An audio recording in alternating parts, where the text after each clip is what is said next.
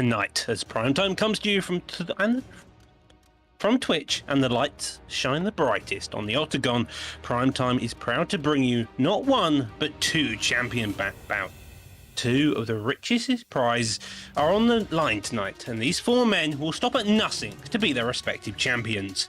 In the main event, the GOAT of Primetime come home once again as he looks to turn away a young, hungry challenger. BFAP Trixie is that GOAT, a man who has furious intentions when he steps into the cage. His wrestling is some of the most feared, and his clinch game is terrifying. The champion is looking to put on a clean performance and retain what is his. But first, he'll need to defeat one man, the young, hungry challenger. FSK Optics, a fighter with a chip on his shoulder and a point to prove. Tonight will be the night when Optics will look to set himself apart from the rest and use his deadly combinations in order to become the new Primetime Xbox champion.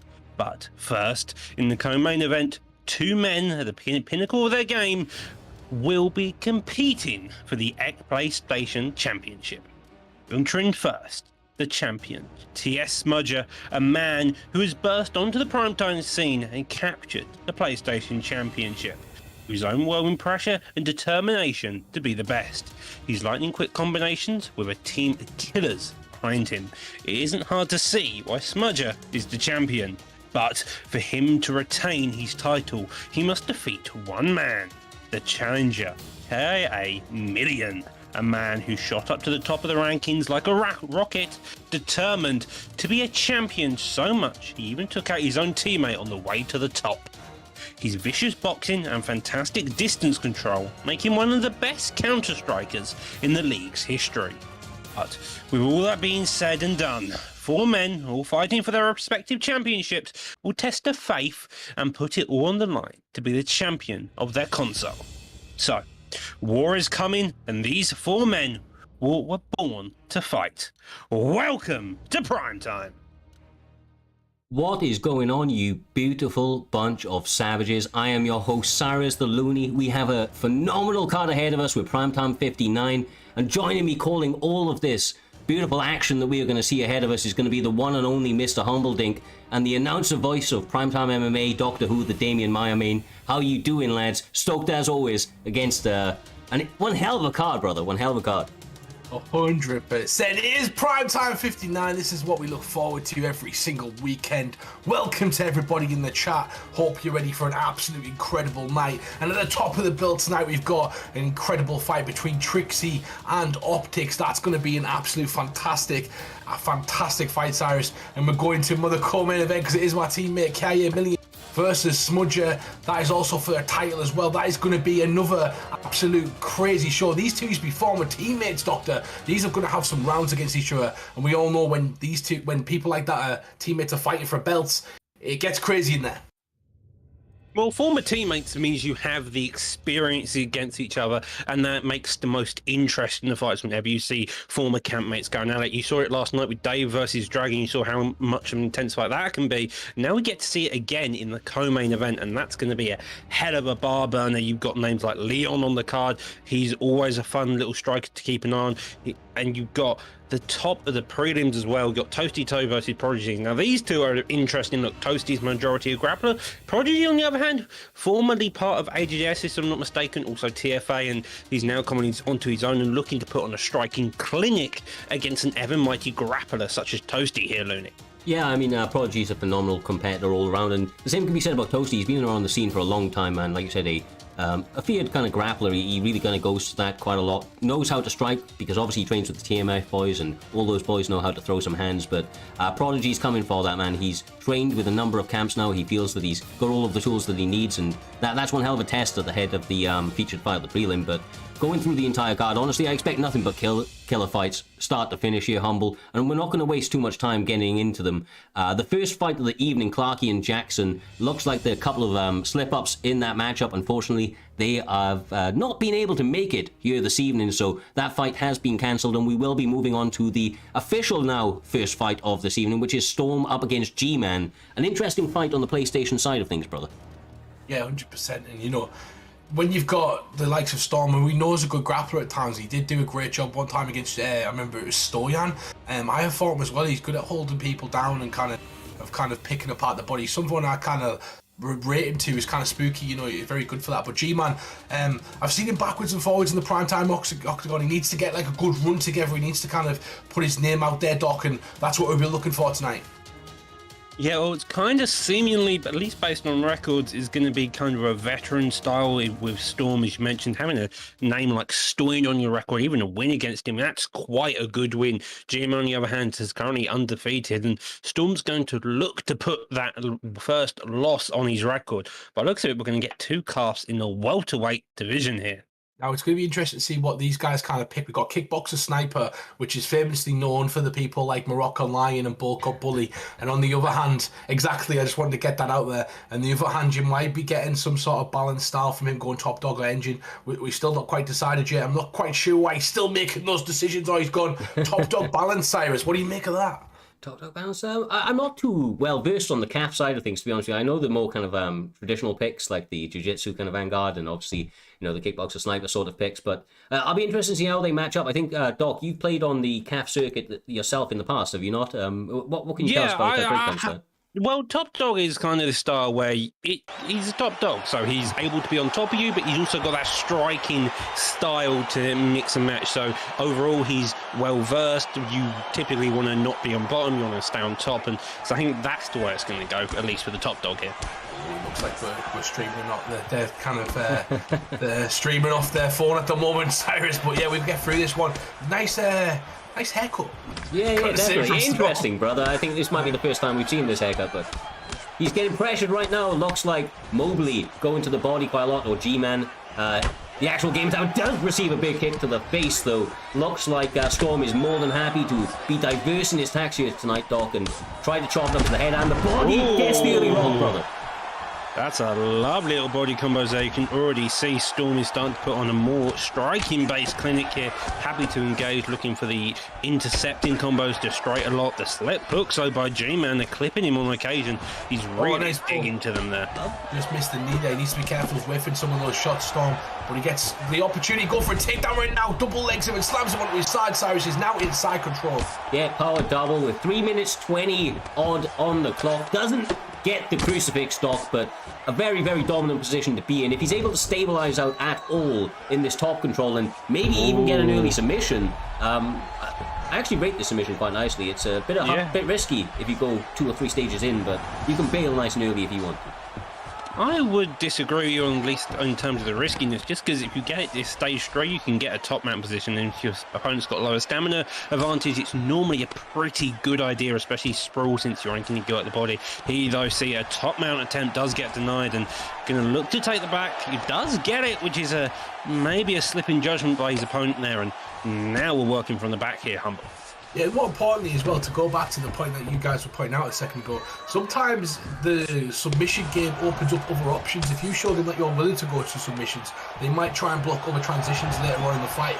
So it's one of those things where it's almost baiting them to say, I will go for submissions as well, so make sure you keep an eye out for that. Giving them more things to think about, Cyrus. Yeah, one thing I've noted as well, though, is that these guys are definitely getting active. They are being busy on the mat, throwing a lot of strikes and risking positions as a result, Doc. You know that yourself, when you get into the grappling kind of positions, a lot of the time it's the more patient guy that wins, but these guys more than happy to be at a kind of more, be a little bit more risky, and as a result, kind of maybe get better rewards as a result.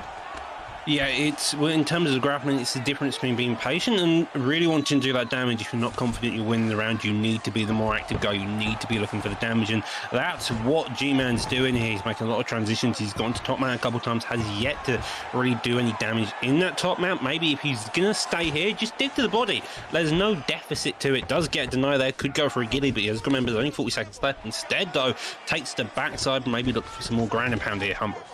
Yeah, definitely, if we go back to the records of these guys, well, G-Man at the moment is 1-0 and currently undefeated, so Storm's got a bit of a task in his hand. The G-Man acting like the undefeated fighter at the moment, Cyrus. He's done a good job of the game where the fight's going to take place in this round, and I feel like the majority of this fight or round is going to G-Man, even though he gets flipped right there. Yeah, it's been a close one, right? I think it is a tough one, but I do think that you're probably right. G-Man likely edged it, at least by kind of, I suppose, our judging, right? But you never know, man. These were a tough 5 minutes. I think in this next round, he obviously got dropped early on, G-Man did, as it showed in the replay. I actually forgot about that until the replay, not going to lie to you. Yeah. But that's the thing about mixed martial arts, isn't it? I mean, so much happens, it can be hard to track it in the moment, and that's why judges can quite often get it wrong. Ooh. But they're starting out, and I don't think these guys, Doc, are trying to get the judges in on this fight. Making it high amplitude early in the second. God damn. That was a fantastic slip on the outside, came up with an inside uppercut. Lovely get up though, it's very simple and very easy to read, but if you're not expecting it, it can be hard. There's a lot of keeping that head movement off the centre line, which is really opening up the counters there, and Storm's suffering badly from it here, Humble. Oh, he's getting pounded right now in this cut. He gets it with the last cut. Shot right there. Lovely G-Man moves undefeated to 2-0, great finish, and I believe that was the first round, Cyrus? No, beginning of the second, I believe, bro. Beginning of the second, yeah. These guys, like I said, he came out of the gates pretty quickly. Both competitors did. Very, very active. They were hunting the finishes in all sequences of this fight. An entertaining bout to kick off the night. Like I said, it was scheduled to be our second, ended up being our first, and I mean, I think this is one hell of a way to start off Primetime here, Doc. That was a spicy finish, bro. He looked good. Both of them did, getting big rocks, big damage off, and being entertaining every step of the way. Yeah, they both looked incredibly well. Storm showed a bit of his grappling technique as well as his striking, but it turns out that head movement of G-Man is something you need to be concerned about going forward. The man moves 2-0, and that shows in the way he's striking, as well as that grappling, which you don't typically see on PS.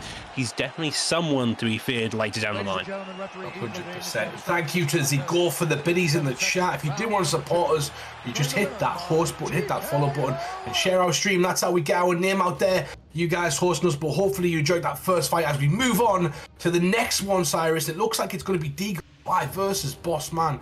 Yes, sir. I mean, look, Deaglefly, am I not mistaken? Former champion making a return, where we are being treated this early on in the card to have a savage like this man stepping up back in the octagon, back in Primetime MMA, taking on a veteran of the scene in Boss Man.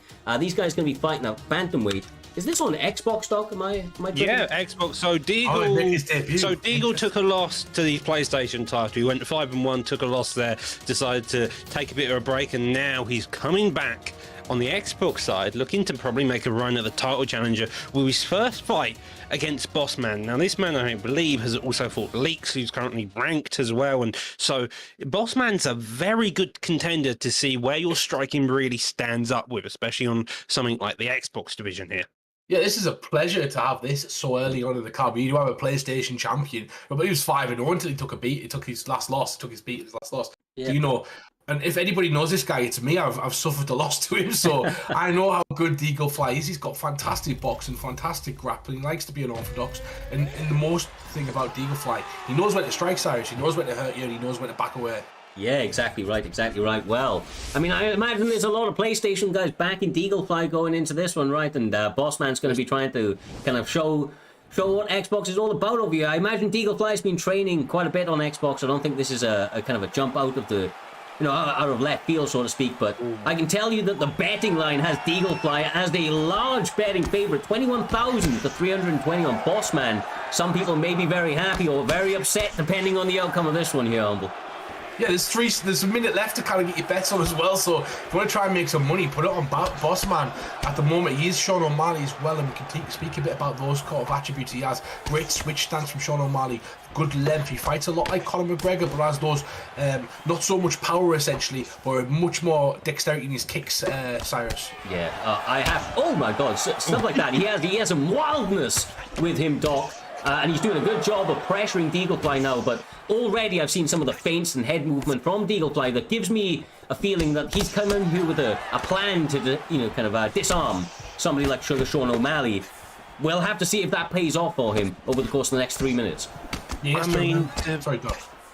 I mean, to bring it back to Deaglefly's record, he's got wins over Bang Bang, which means it shows the man knows how to cope with pressure. And that Boss Man's idea, he's got to come up with something wild here. That tornado kick may have been it. Although we get a shot of takedown here, Humble, and this is going to probably completely change the game plan of Boss Man. Yeah, Deaglefly's doing a good job of not taking too much damage, but at the same time, he's kind of letting, maybe not letting, but Bossman's definitely taking control of this fight, and I think that comes to the range. And also, the apprehension of Deaglefly to want to know what he's kind of getting himself into. Sometimes, Cyrus, you go out here, you think you're the shit, you go out there and you get clipped the first round and all of a sudden it's over. You want to know what you're up against, and that's kind of making reads, and you need to see something. You can't just go out there and be reckless. Yeah, and that's something that I think that Deaglefly has done really well in his past performances. This is one of the reasons he became champion, is he takes no fight lightly and tends to take each opponent kind of with their own merits. But right now, I have to say, the underdog in this one, Doc, is looking smooth. He's interrupted Deaglefly with a couple of nice knees. He's fighting Sugar Sean O'Malley like O'Malley should be played.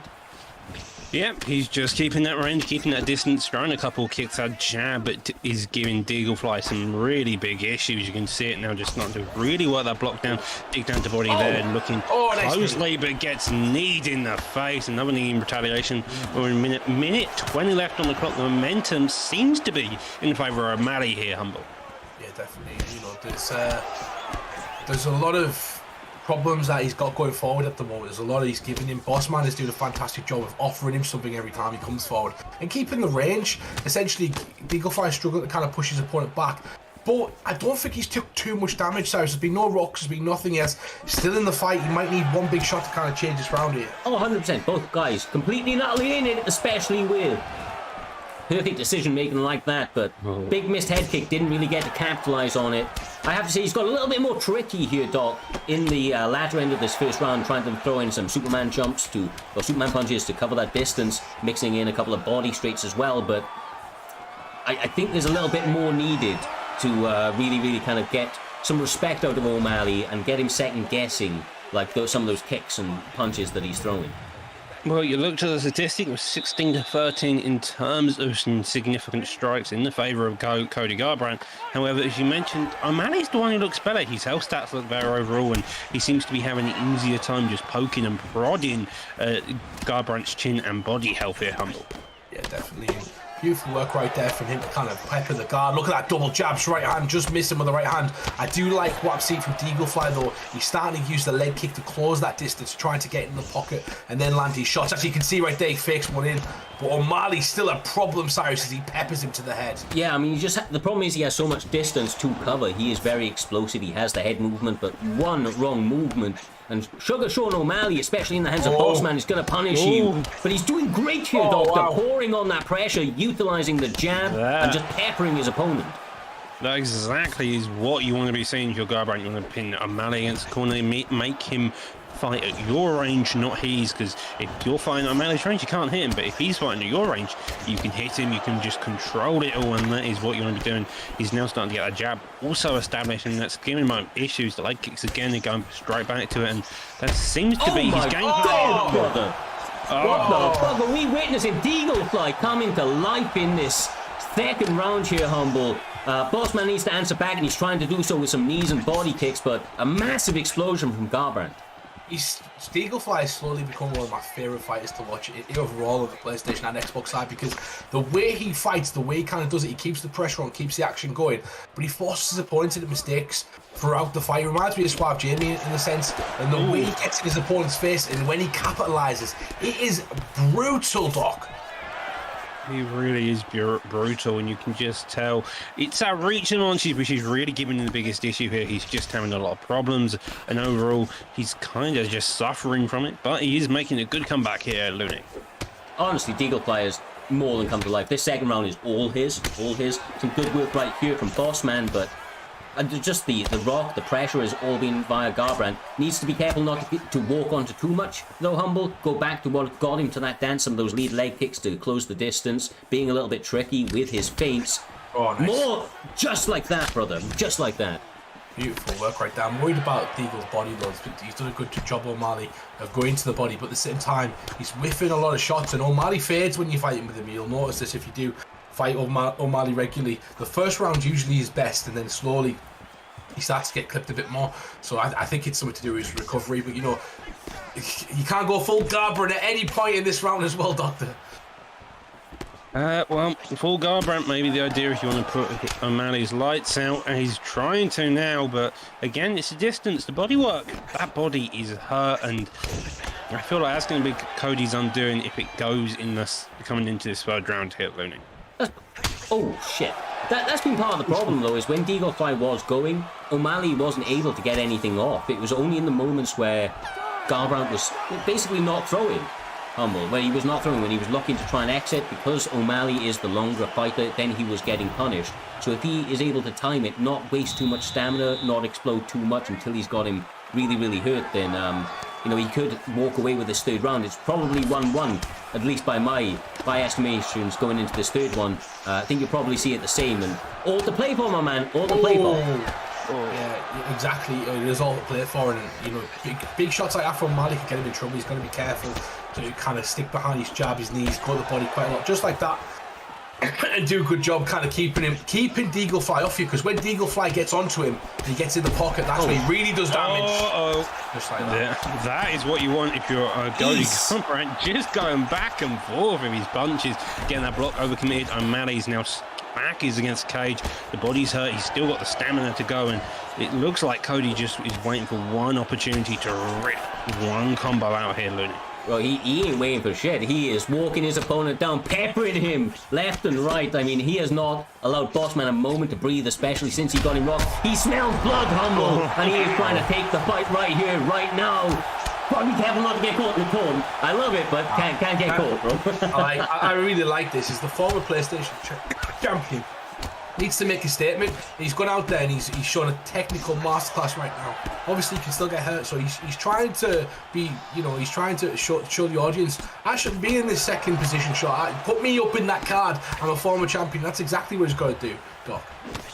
Yeah, he's doing a fantastic job just showcasing his ability. Like, he showcased it on PlayStation, he moved over to Xbox, and this is what he's doing. He's just kind of styling, but Bossman's putting up a very good fight here, still working that body, still using the teeth, creating that distance, another spin kick land there, and you see the flashing body health coming out, but a body kick in retaliation that also flashes the body, and now 2 minutes left on the clock to really make a good impression by either one of them here. Honestly, still all to play for. We've said it too many times already, but they're tagging each other very, very nicely. The body health on both guys compromised. The head health not exactly looking fresh either. And you can see both guys game to the very end, Humble, using their head movement very well, being tricky with their shots and able to land some damage each and every time as a result. Needs to finish the fight right now, though, because, you don't know how the judges are scored. You want an extra points to move up the rankings as well. But, dominating round so far from Eagle. As I say that, his body's blinking. His body's blinking. Oh, what a fight! Jesus, the risk reward factor coming in majorly here. O'Malley now gets tripped up. Garbrandt just waiting there. Little taunt and back into the action, ding down the body, hoping for something. He's still standing. Going to try and finish him right now. 30 seconds left of the clock. He moves into a dominant position. I think Deaglefly might think he's got it in the bag. I'm not sure if he's going to try to finish the fight or just ride it out right now. Maybe the smart option, Cyrus, if you think you're winning. Yeah, for sure. I mean, that last rock, he knows that now. Look, he's going for it, but the last couple of seconds, he ain't going to get it. But look, what a fight. They went to the decision, but for no lack of trying, first round likely went the way of Bossman answering the previous PlayStation champion in a fantastic way, but then the champ made his reads and may have done enough to get his hand raised. We are about to see as we go to the decision. God damn. I've seen worse decisions, It's the second and the third he had the most knockdowns and rocks, so that's what you presume, right? But yeah. Deaglefly gets the win in his Xbox debut, and Xbox better be on notice, Cyrus. Man, honestly, I played Deaglefly as well when he came across it. He told me he had an Xbox not so long ago. I had a match against him, and I can tell you this guy's legit. Looking forward to seeing what he's able to do over here. That's a good performance to start out. Bossman, a game opponent, as we saw in that fight, had his moments for sure, but Deaglefly getting his hand raised once again and looking goddamn good doing so. But Humble, Doc, that takes us on to the next one. I believe these guys are actually on the PlayStation side of things. We're going to be having Raw Matrix up against Big Marty. These guys are going to be fighting in lightweight. And yeah, do you know either of these guys personally? I know Raw Matrix. I've heard the name about it a few times. I'm sure I've called a couple of his fights. Pretty sure he's a spicy fighter. Yeah, 100%. Former teammate of mine. So, you know, Raw Matrix used to be in KIA, and before that I used to be in Team Ass. And Matrix went undefeated last season as well. He was 3-0. Didn't quite fight enough to get himself a title shot or up there, but he's a fantastic fighter and he's got great forward pressure. I do believe he lost his last fight. I can't remember, Doc, but it's going to be an interesting fight between him and Big Dick Mike. Yeah, both of them well versed in all areas of the game. Big Dick Mark, I believe, I'm going to assume he's a bit more of a striker, maybe likes the Usman pick to the strike, judging by the name, but who's particularly short when it comes to these two. But well, looks a bit interesting fighter picks all around. Can see maybe a Holloway on board, which means you can have cardio galore. Whilst in Eddie Alvarez means you've got good recovery, good leg kicks. You're quite short and stubby though, but he can definitely bring the pressure all round against someone like a Holloway here. Please don't call him short and stubby. That's so insulting to call Eddie Alvarez short and stubby, bro. He is short and stubby. How else is it? I'll give you that, but goddamn, bro, that's about the dirtiest way you could have done him. It's an interesting matchup, though. I'll give you that, right? The power, I would say, against obviously the absolute cardio machine that is Max Holloway. Think these guys are going to leave it out there, especially with a name like Big Dick Marty. He's not fucking around here, Humble. He's not fucking around. No, definitely. You know, you can't have that name and not and fuck around, essentially. But you know, he's going to try and take his head off here and you go straight in the pocket for both guys. Matrix trying to get that respect. And I like what Big Dick Marty's doing right now. He's wrestling Cyrus. That's exactly what he's got to do. Yeah, take Max Holloway out of his A game early on, which is going to be the striking, right? Nobody picks Max Holloway to wrestle, but Eddie Alvarez can do a little bit of it all. And looking to employ that early, Doc. Very, very smart game plan. Very smart game plan. I think I picked Max Holloway to wrestle a few times, but that's me. Anyhow, Eddie Alvarez, good position so far. Now moving into this side control position. He's got the elbows. He's tried a top mount earlier on, didn't get it, sadly, though. And now we're back into half guard. He's probably going to look to hold his full guard. It would be the most suggested, but does get denied there, and it's a fantastic job because this is where you want to be if you're on bottom. Just hold his full guard and then slowly build yourself up here, Humble. Yeah, definitely. I can't remember too many matches where I actually seen Eddie Alvarez wrestle. I know he used defensive wrestle against Chandler in Bellator when he fought, and then three epic absolute fights that they had, so they were good. But I can't really remember when he used offensive wrestling, which I don't think kind of attributes the game as well.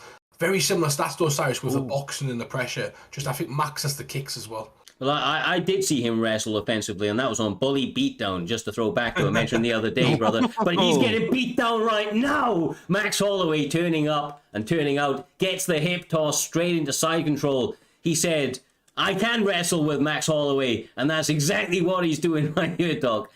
Can't fault the man, can't fault the man. Never let them know what you're thinking, brother. Never let them know.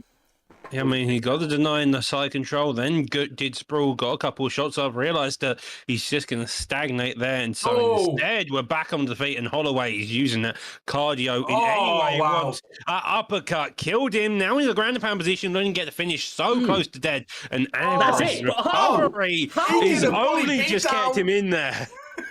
Speaking of Bully Beatdown, this guy just absolutely put it on him right there. It's like he owes him some money, as J Dan would say. Have a good holiday, my friend. But yeah, these two are absolutely going at it. Matrix is doing a great job with his combinations right now. He's really trying to put a statement on his opponent.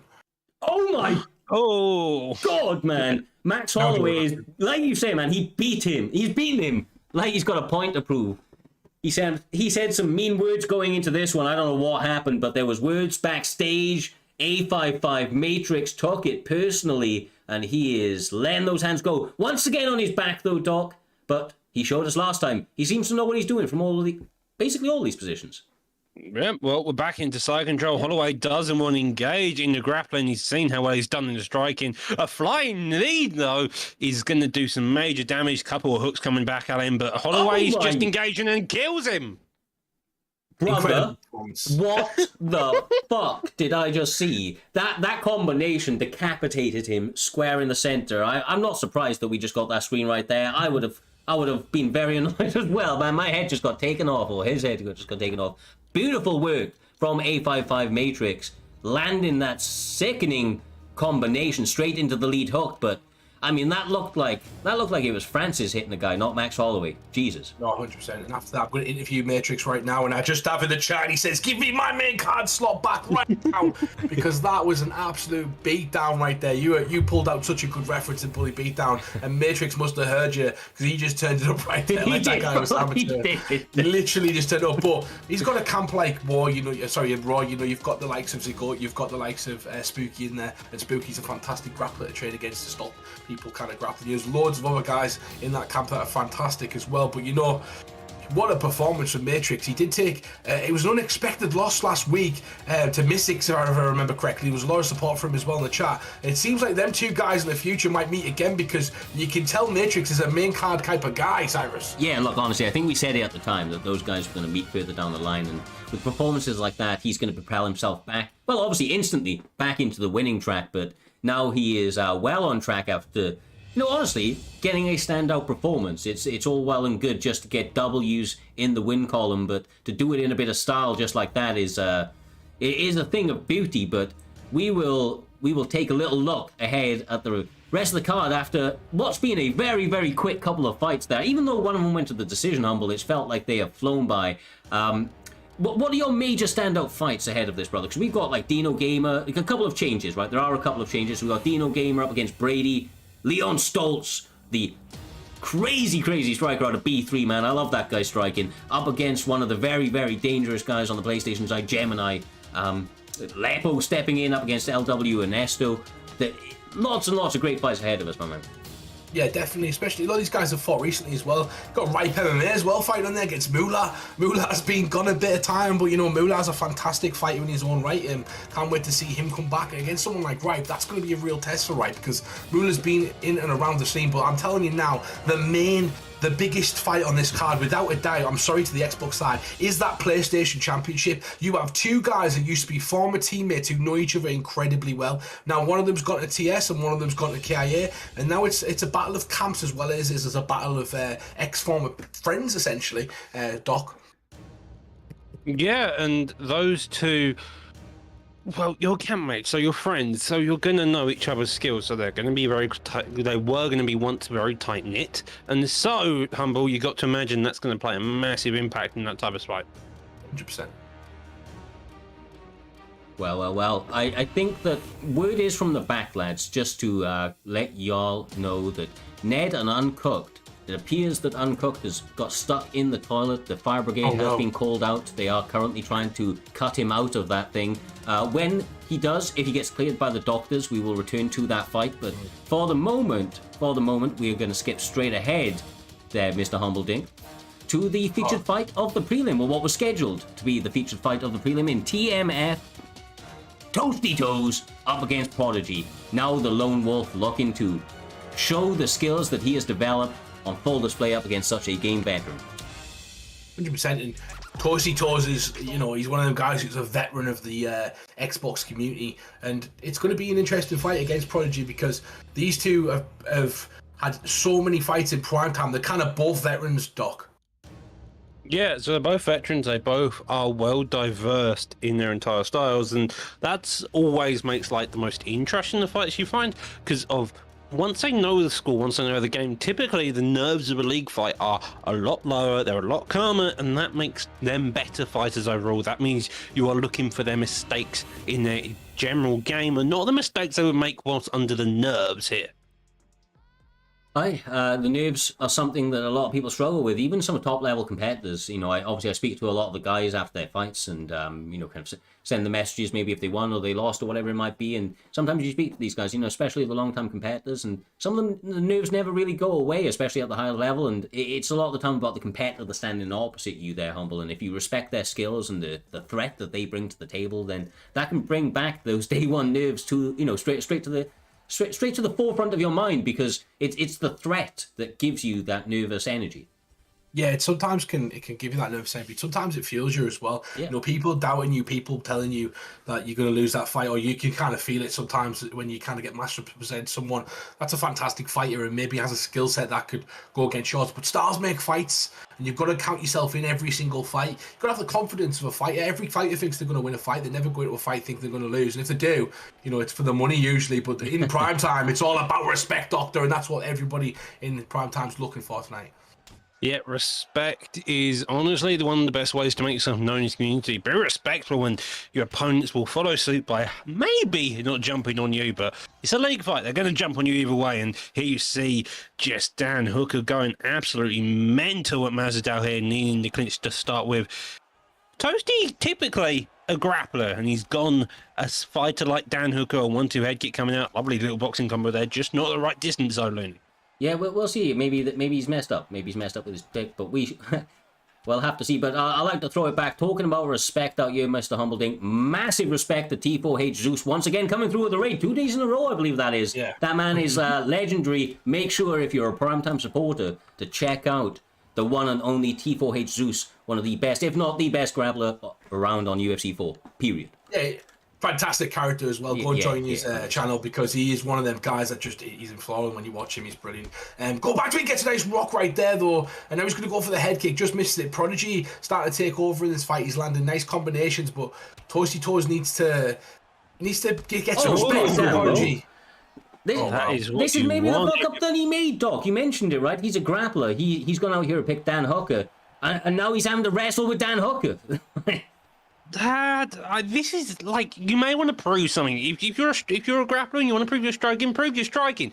But you're in a league fight. You're not looking. The one thing you let will always be an issue when you're always a grappler and you pick a striker. God, your ego man. come into it, and that it may be where his downfall's here. The ground and pound looking to really put the pressure on here. Now in the full guard, finally on the ground, but he's got to get the reversal first to really start doing damage over here. And Prodigy just disengages here, Humble.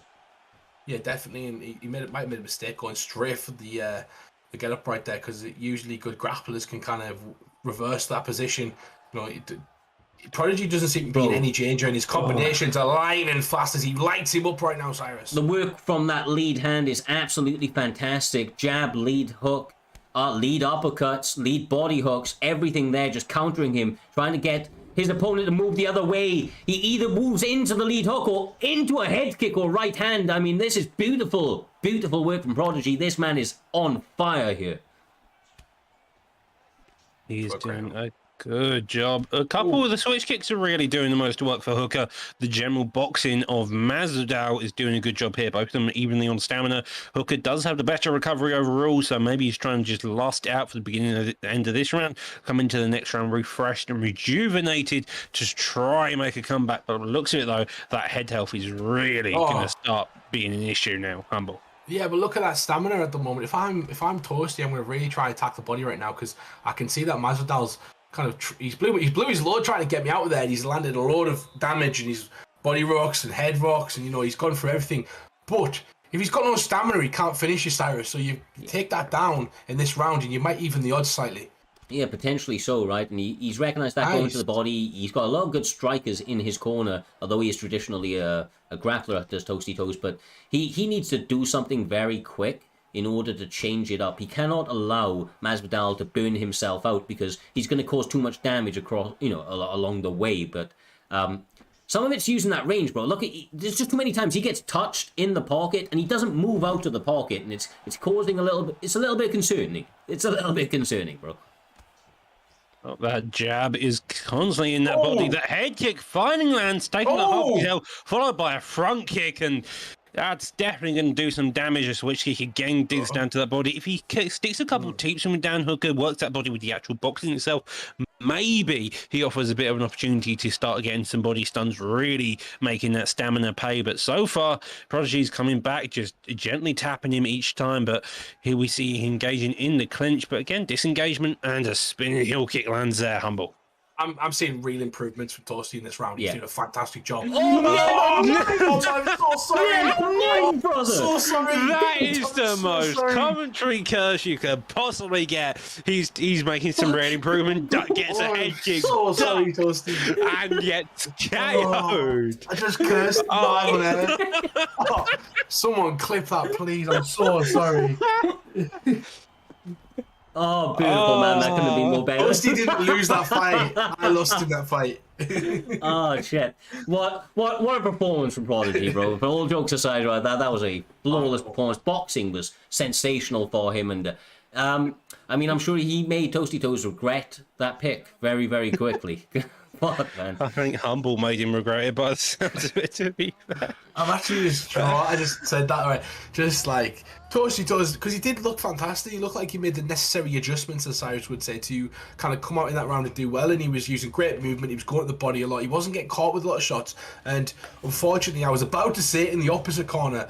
One of the things that his opponent doing was Prodigy was he was making a lot of repetition with his combinations, even though they were landed. There was a lot of repetition in there, so good strikers can get a read of the patterns and kind of counter a head kick. That's exactly what Prodigy did to Toasty Toes. So great job from Prodigy. He used what I was thinking of the counter against Toasty, and it was just a fantastic performance, essentially, Cyrus. Yes, sir. Yes, sir. Honestly, a very, very fun fight. I'm looking forward to the rest of the card as a result. Like I said, all these fights deliver, man. All these fights deliver. And that was a fun one at the top end of the featured fight of the prelim. From what I hear, these guys have not been able to lobby up. So now we move on to the main card of this evening. Primetime 59.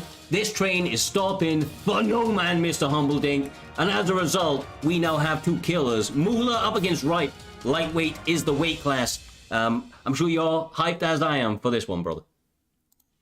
Yeah, I'm definitely hyped for this one. Obviously, the PlayStation side. Ripe's a great fighter. He's been doing great all season, and I'm sure he's climbed up as well into the. I think it was the top 15 at least. 2 seconds, I'll check. Yeah, 4-1 in the top 15. He's currently number 10, so great fight for him. And Moolah, we know him from the previous seasons, and obviously early on in the season as well. Moolah was somebody who. He's unorthodox. He's somebody that can put it in your face. He talks a lot of shit sometimes in the chat as well. It's interesting to see he's actually not been doing that tonight, Cyrus. And sometimes, Doc, that indicates that he's kind of more dialed in and he's taking it a bit more seriously. Yeah. I mean, sometimes it can mean the complete opposite. You're never particularly sure, because sometimes it means they're not exactly confident in themselves, and so because that trash talking normally means they're going to be a bit more confident in themselves. They know they can win this, and so if they're not trash talking, sometimes it means they're not as confident in their ability here, Looney. I don't know, bro. I don't know. I always feel like I always feel like it's like mental warfare when somebody's talking trash, right? It's Discord, man. You can't take that stuff too serious, right? But like, they're just trying to get under their opponent's skin, trying to kind of maybe make a mistake. But as you said, a lot of the time when they're not doing that, it's because maybe they've had one or two bad performances. They don't want to keep putting it out there because they've got to back it up with wins, and they just want to kind of let their fighting just be purely done by their fighting. Yeah, sometimes Doc is right. It can go either way, of course. It can. You've got to put a question mark on there, though. Like, if you don't see somebody talking, sometimes they might be practicing. Maybe they're sick of that, and that can really help you focus as well. So I've been there. I've been toxic, everyone has. So when you're dialed in, when you're not really asked, you're at flow state, and when you're at flow state, everything can kind of come out, and your performance usually shows up. But we're seeing the classic Dustin Poirier versus Conor McGregor pick, and I'm already seeing Moolah starting to go to the body, really trying to get Ripe Mma to overcommit Doctor.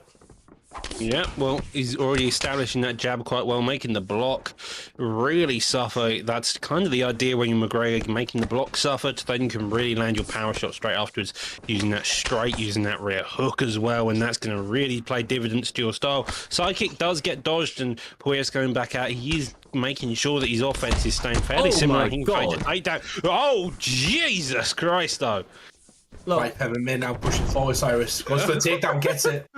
This is about as good of a start as you could have possibly hoped for if your name was Ripe MMA heading into this main card spot. Gets the rock, gets the takedown, now making Conor McGregor hurt for every single second that is ahead of him. There has only been 1 minute 40 odd in this round, and already he has found a whole heap of adversity. Not where you want to be as Conor McGregor. Not where you want to be, Doc. No, not where you want to be at all. Where you want to be is on the feet with your opponents back against the cage, putting on the pressure, making them beg for mercy. Instead, though, Poirier is the one on top here, pounding his head, just trying to get any type of damage here. And so far, he hasn't done much success, although he decides to take the back here, Looney. Yeah, just riding out position. I mean, the more you can stay in these positions, the more he's going to be able to tax the stamina of Conor McGregor and take some of the pop off those punches. Humble. He's doing a good job of mitigating the damage, and he gets a reversal due to staying pretty calm and composed. I was surprised he didn't separate, quite honestly. Yeah, because Dustin's got a really good bottom game as well, and you know he gets to a good position on Moulay. Moulay likes to grapple though. He likes to prove to his opponents. Both these guys are fantastic in their own right in certain aspects, and Moulay's no slouch on the ground either. But to go back to something that Dirty Dave said earlier on, he said that Ripe MMA is one of the best guys that he knows outside of the USFL. And you know, Ripe MMA has done nothing but impress me throughout his time in Primetime so far, Doctor. And at the moment, he's finding himself at the bottom, but not too much damage from Conor. And you'd like to think this is where Poirier'd want the fight to be at the moment. Yeah, well, he does have rubber guard, can go for the half guard flip, and that's kind of what you want. If you're on bottom, full guard is the place you want to be. But even then, Moulah's making him question it as he lands that mighty ground and pound. Doesn't do much damage, but with the power of McGregor and the constant non-stop shots here, that's going to slowly build up and up in terms of damage here, Looney. Yeah.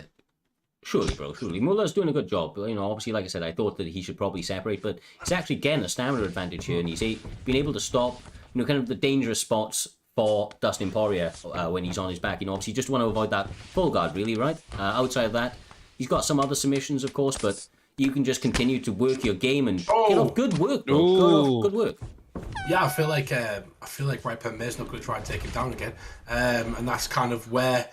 And that's exactly what Moulay probably wanted Ripe MMA to think. He did get some good offense off as well, which is going to help him in the next round. But if I'm Ripe MMA now and I'm trying to keep it on my feet and I'm trying to just continue the damage I was doing in that early rounds, I think it is smart to grapple early on because it is Conor, and he did win that round still with the rocks, but now he knows.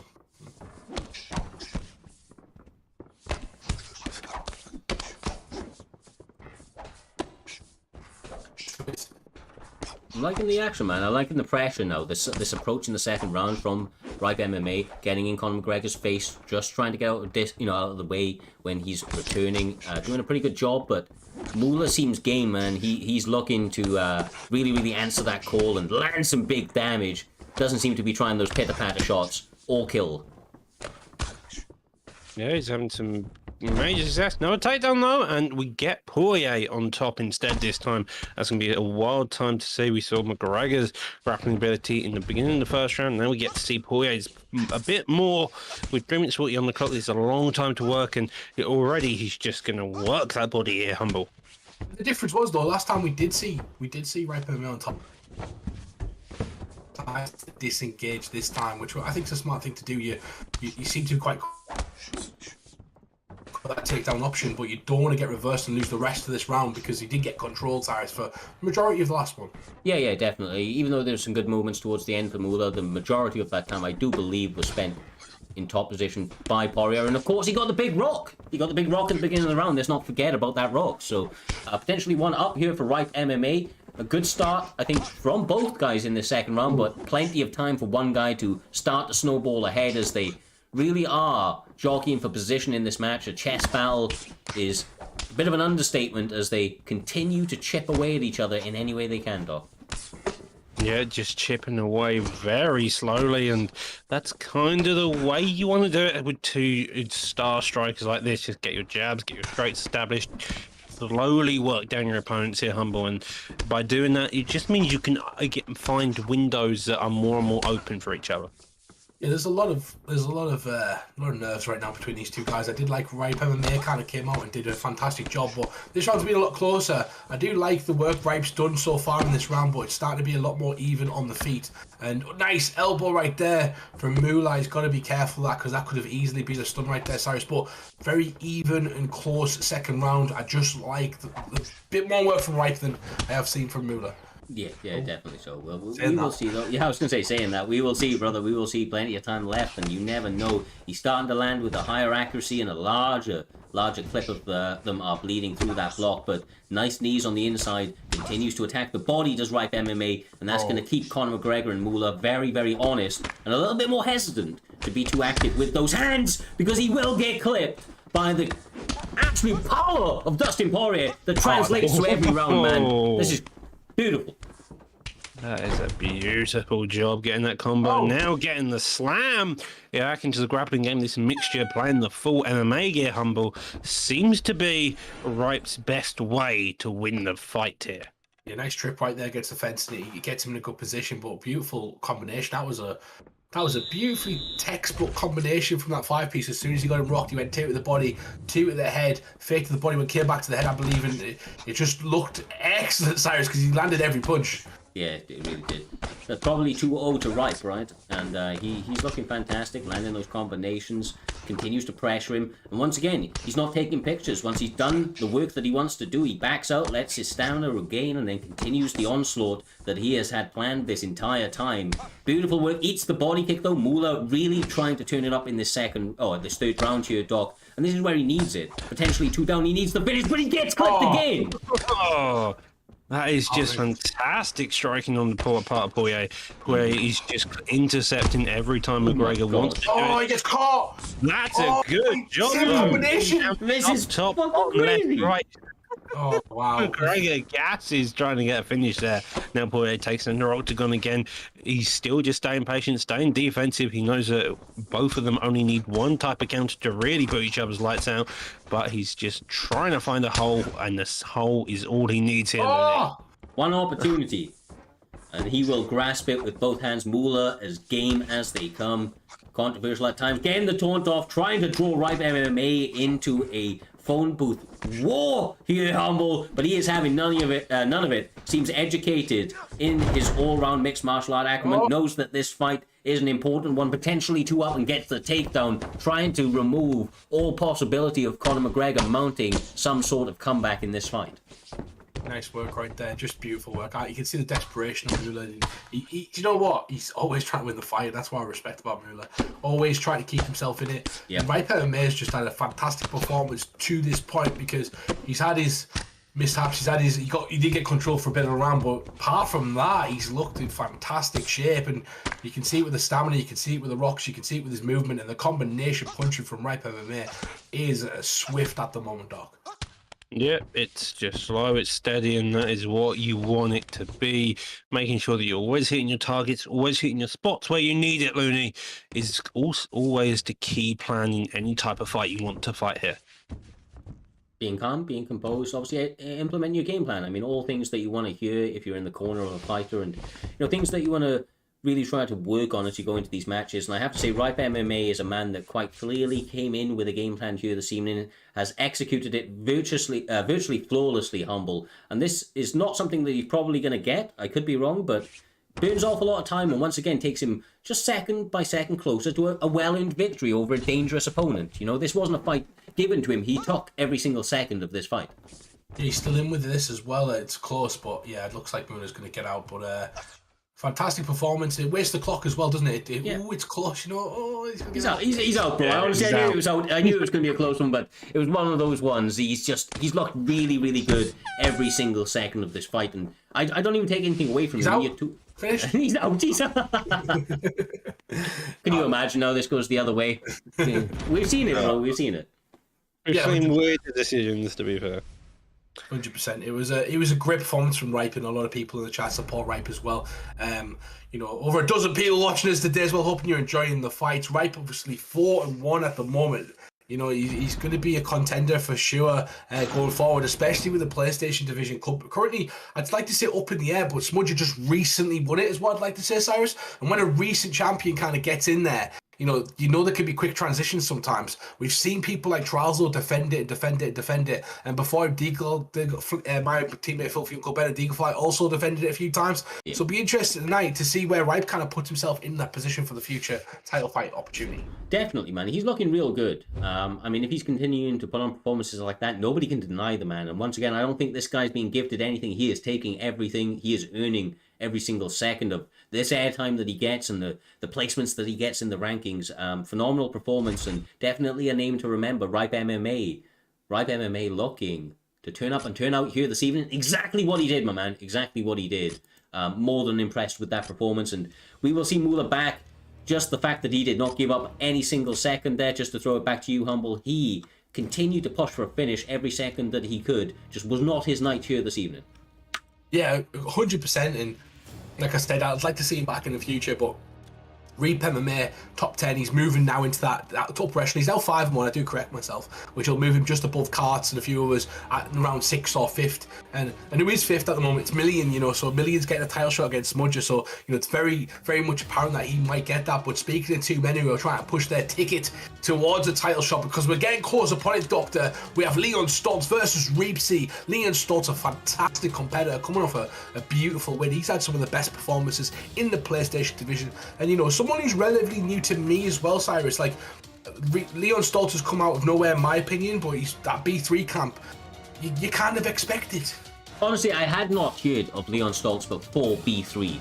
When he joined B3, he was on my radar. I'm a big fan of Bang Bang and the work that he does. All the guys that come within that camp replicate a style and variations to it that is honestly a perfect encapsulation of beautiful destruction. The way that they approach the game is entertaining, to say the least. And Leon Stoltz has been one of my standout kind of picks from that camp in particular, because he's a little different. He can put it on you with that forward pressure and block breaking sort of kind of style, but this guy really does excel in counter striking. So the ability to do it absolutely everywhere, and that makes a beautiful fight no matter who the matchup is. He is 6-2 currently in this season 3. Season 2 of PlayStation, I do believe. But he's up against Gemini, who is undefeated this season, 3-0, coming in on a late replacement. I'm expecting big things, brother. I'm expecting big things. 100%. Gemini's been around and he always steps in short notice. It's like how Cowboys are already, isn't he? Stepping in short notice, getting out there. And it's going to be a tough test for him, because Leon's a fantastic striker, and you can see the records are too far apart, though, and I do believe Doctor's back with us now as well. Yeah, the records are too far apart, Doctor, but we're seeing a matchup we've seen earlier on, and we kind of know how this one kind of plays out. You need to close that distance against a Sean O'Malley and kind of make it go past that to the second or third round. I do agree. I'm just a bit confused. I thought we had Lepo versus Ernesto first. Have I gone the wrong one? I don't think I have. I believe we have a Aleppo versus Ernesto scheduled first. Aleppo shouldn't in as a last minute. Apologies. In that case, I did mess up. Do you know what? Our fault. It's our fault. It is our fault. New things happen every single time. I've just seen it. Oh my God. Look, we've been doing this for like 4 or 5 years now, okay? And sometimes you're going to mess up. But that's okay. Not that we don't want to see the fight, of course. We have got an absolutely game set of opponents up against us. LW Ernesto taking on his teammate in LW Lepo. Doc, take us into this one, my man. You know where this card is going. Okay, so at one point Ernesto was a title challenger in the very early stages of the season. He's fought a lot of tough opponents recently, coming back down, but now he fights Lepo. Lepo is a man of many talents. He's a veteran through and through. He has been with Primetime since the beginning, if I'm not mistaken, part of the LW camp. He's a solid member of that camp. He's a star striker. He will put on the pressure. He loves Nick Diaz, and he has some submission attempts which are threatening, which are dangerous, and they are something you always have to be wary of when you enter that grappling game here, Humble.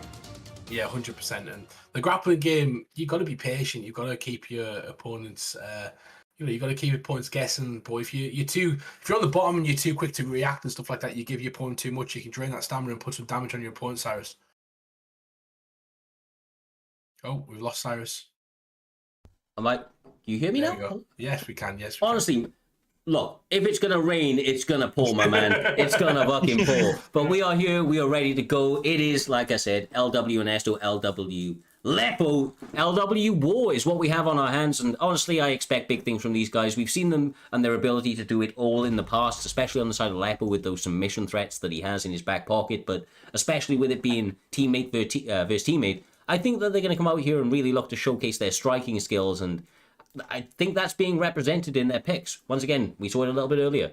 Sugar Sean O'Malley, Cody Garbrandt makes for an excellent matchup between kickboxer and boxer.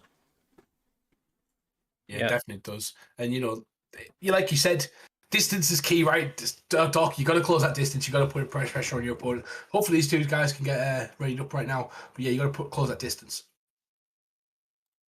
You got to close distance. You got to make sure that you are well versed in kind of knowing that entire style, and hopefully this time round you're going to see maybe an O'Malley being able to put pressure on a bit more. Because you had Bossman being the one getting pressured against the Cody Garbrandt. Cody Garbrandt does have the issue of he's got a very weak chin, so you look to put the head health on very early here, Looney. You're going to most likely have a lot more success. Yeah, honestly, man. Especially with guys that know each other so well. Obviously, there's stylistic matchups between the range and the kind of types of technique that Lepo is going to have to use to be able to close that range up against somebody like O'Malley. But Ernesto is going to be familiar with the types of approaches that Lepo uses to close the distance. He actually had a slight win advantage over him, maybe from training or something like that in the past, and that maybe plays a factor into this one. We do not know. It doesn't so far, Humble, as we're seeing Lepo try to take center and really bring the fight to O'Malley, making that cage feel very, very small. Yeah, definitely, and it was only a slight advantage as well. It was like 10-7 or something. So 7 times he's been beat out of those 17. Still quite a significant amount of times he loses those fights. So it's still close, but you can tell already that double jab is going to be the main weapon of O'Malley, and it's the one that you kind of break the block with and sets all of your other shots up. Doc, we talk about high-level players using it a lot. Yep, just always set up your shots and just making sure that you are calm and composed. On a side note, the leg kicks are really coming to fruition here, Looney, and those are just fantastic jobs. Slowly working down the block as well as going down low to really open up all these openings there. He's a taller fighter with a wider stance, and that leg becomes a little bit more readily available, especially since Ernesto has not been checking them at all. But good job on catching the kick. Not able to stop the knee to the face, though. Honestly, I feel like Ernesto just needs to continue to use that jab and try to use some of those teeps. Those teeps with his legs. They're longer than his hands. Out here, Humble. He can keep some extra range, because right now Lepo's doing a great job of breaking that range, getting inside, landing his damage, and landing kicks when he's on the out. Yeah, the one thing about the team, so you got to be careful of, if someone sidesteps him in the pocket, you can get a free shot, and that's where you can kind of build that head damage advantage. He's been using the leg kicks quite a lot, but you can actually see that he's been getting them checked. The leg kicks have been not great for Ernesto, and that's a point that Garbrandt's starting to capitalise on more and more as they go forward. Nice shot there, though. That's what I'd like to see more of, Doc. He stops when he wants to stop. He controls the range. Then he throws his power combination when he plants his feet. That's what I'd like to see more of from Ernesto. Yeah, I do agree. Getting that jab established, you stand, you plant, you fire, then you back away. But don't just back away horizontally. Back away don't just back away vertically. Back away horizontally as well. Just make sure you're always circling your opponent, because if you just back away backwards, you're going to end up sticking your back against that cage. Yeah, side to side as well as in and out, and that's the whole thing. These guys got to use the full array, play the footsie very well. Honestly, I think right now the combinations on the inside, though, is where this is really getting played.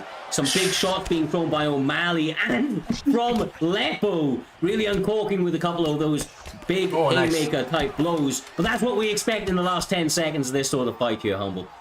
100%. I love you, Doc. Never change. But yeah, he goes back to the leg right there. Nice big combination, comes over the top. What I'd like to see a bit more from Ernesto, and he started to do it more as well. He was throwing the combinations, but he ended with a kick. So as his opponent thought it's safe to go in, that's when Ernesto would catch him with a kick. What he doesn't want to do is throw a kick as his opponent's in the pocket. That's the problem, because if he throws a kick when his opponent's in the pocket, he might get clipped in there with a combination of Cody Garbrandt, and we know the power's there, Doc. Yep, the power's there always for Cody Garbrandt. However, the one shot is all O'Malley needs. The chin is so badly made of glass that you got to be scared of it here, Looney. Yeah, I mean, look, everybody hates on the chin. It's definitely not one of the more durable chins, but it ain't that bad, bro. You ain't gonna get blown up by a gentle breeze. He's doing a good job of defending himself right now, Lepo. He's actually not taking a massive amount of damage, I don't think. A lot of it's been on the block. I say that he eats straight into a lead hook. You're Humble. You never know, brother. I don't want to curse him like a toasty toast. Don't be reminding me of that one. It gets me on my P's and Q's, Cyrus. But yeah, it goes back to the leg kick right there. Nice work from him to kind of take away the power of his opponent, and also movement as well. You bruise up those legs, make them heavy, make the blood go to the legs and the back of the legs, so that it's harder to move. And your shots to the head are going to become easier because the legs carry the head, Cyrus, and that's exactly what he's trying to do right now. Yeah, I know people say body, but also the leg, bro. You keep attacking that leg, take away their base. And then he sets up the shots to the face. I mean, Lepo looking fantastic here this evening, doing a great job. Not being given to him. And the overhand lands from LW, and Nesto deciding to turn it up late. Well, I say late, early in this second round. And trying to make sure that he lets Lepo know he's still in this fight. Yeah, well, that's exactly what you want to be doing here. Gets the leg check as well, and it seems like Lepo is facing some high adversity. He looked like he had all the momentum, but suddenly that has changed. As I say that, though, the three-piece comes out, trying to put the pressure on, and then again, getting the jab established, looking to really make O'Malley play. But O'Malley gets the counter, and now it's looking like even when Lepo is on the front foot, he's on the back foot here, Humble. Oh, nice. Nice work right there, though, from Ernesto. You did a great job of pull back, uppercutting the head right there, which stopped the sort of forward pressure in abundance from Garbrandt, but he's back on his bike and he's trying to make him come into those body shots, and exactly what he does right there. Goes back to the head though, Cyrus, and it's looking good for Ernesto right now. It is. He's turning it up in the right way, making all of the necessary adjustments, but once again, brother, let's just hope that he's able to continue that track for his sake, because Lepo's so game that nice. when he gets the explosion off, man, like I said, momentum can be shifted at a moment's notice, and he's been in this game for so long that I feel like he's not actually getting flustered right here. And Esther needs to keep on his A game. He needs to keep this work up to 100%.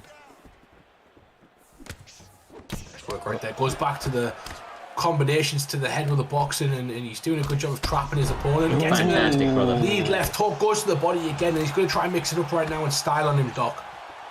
Well, styling may not be a clever idea when you got Garbrandt and his power kicking about, both of them going to leg kicks, and overhand gets fired there. Jab straight, all the combos being fired there in that pocket. The spinning hit kick gets there, now ducking. That's it. Yeah. Bro. That was a comeback.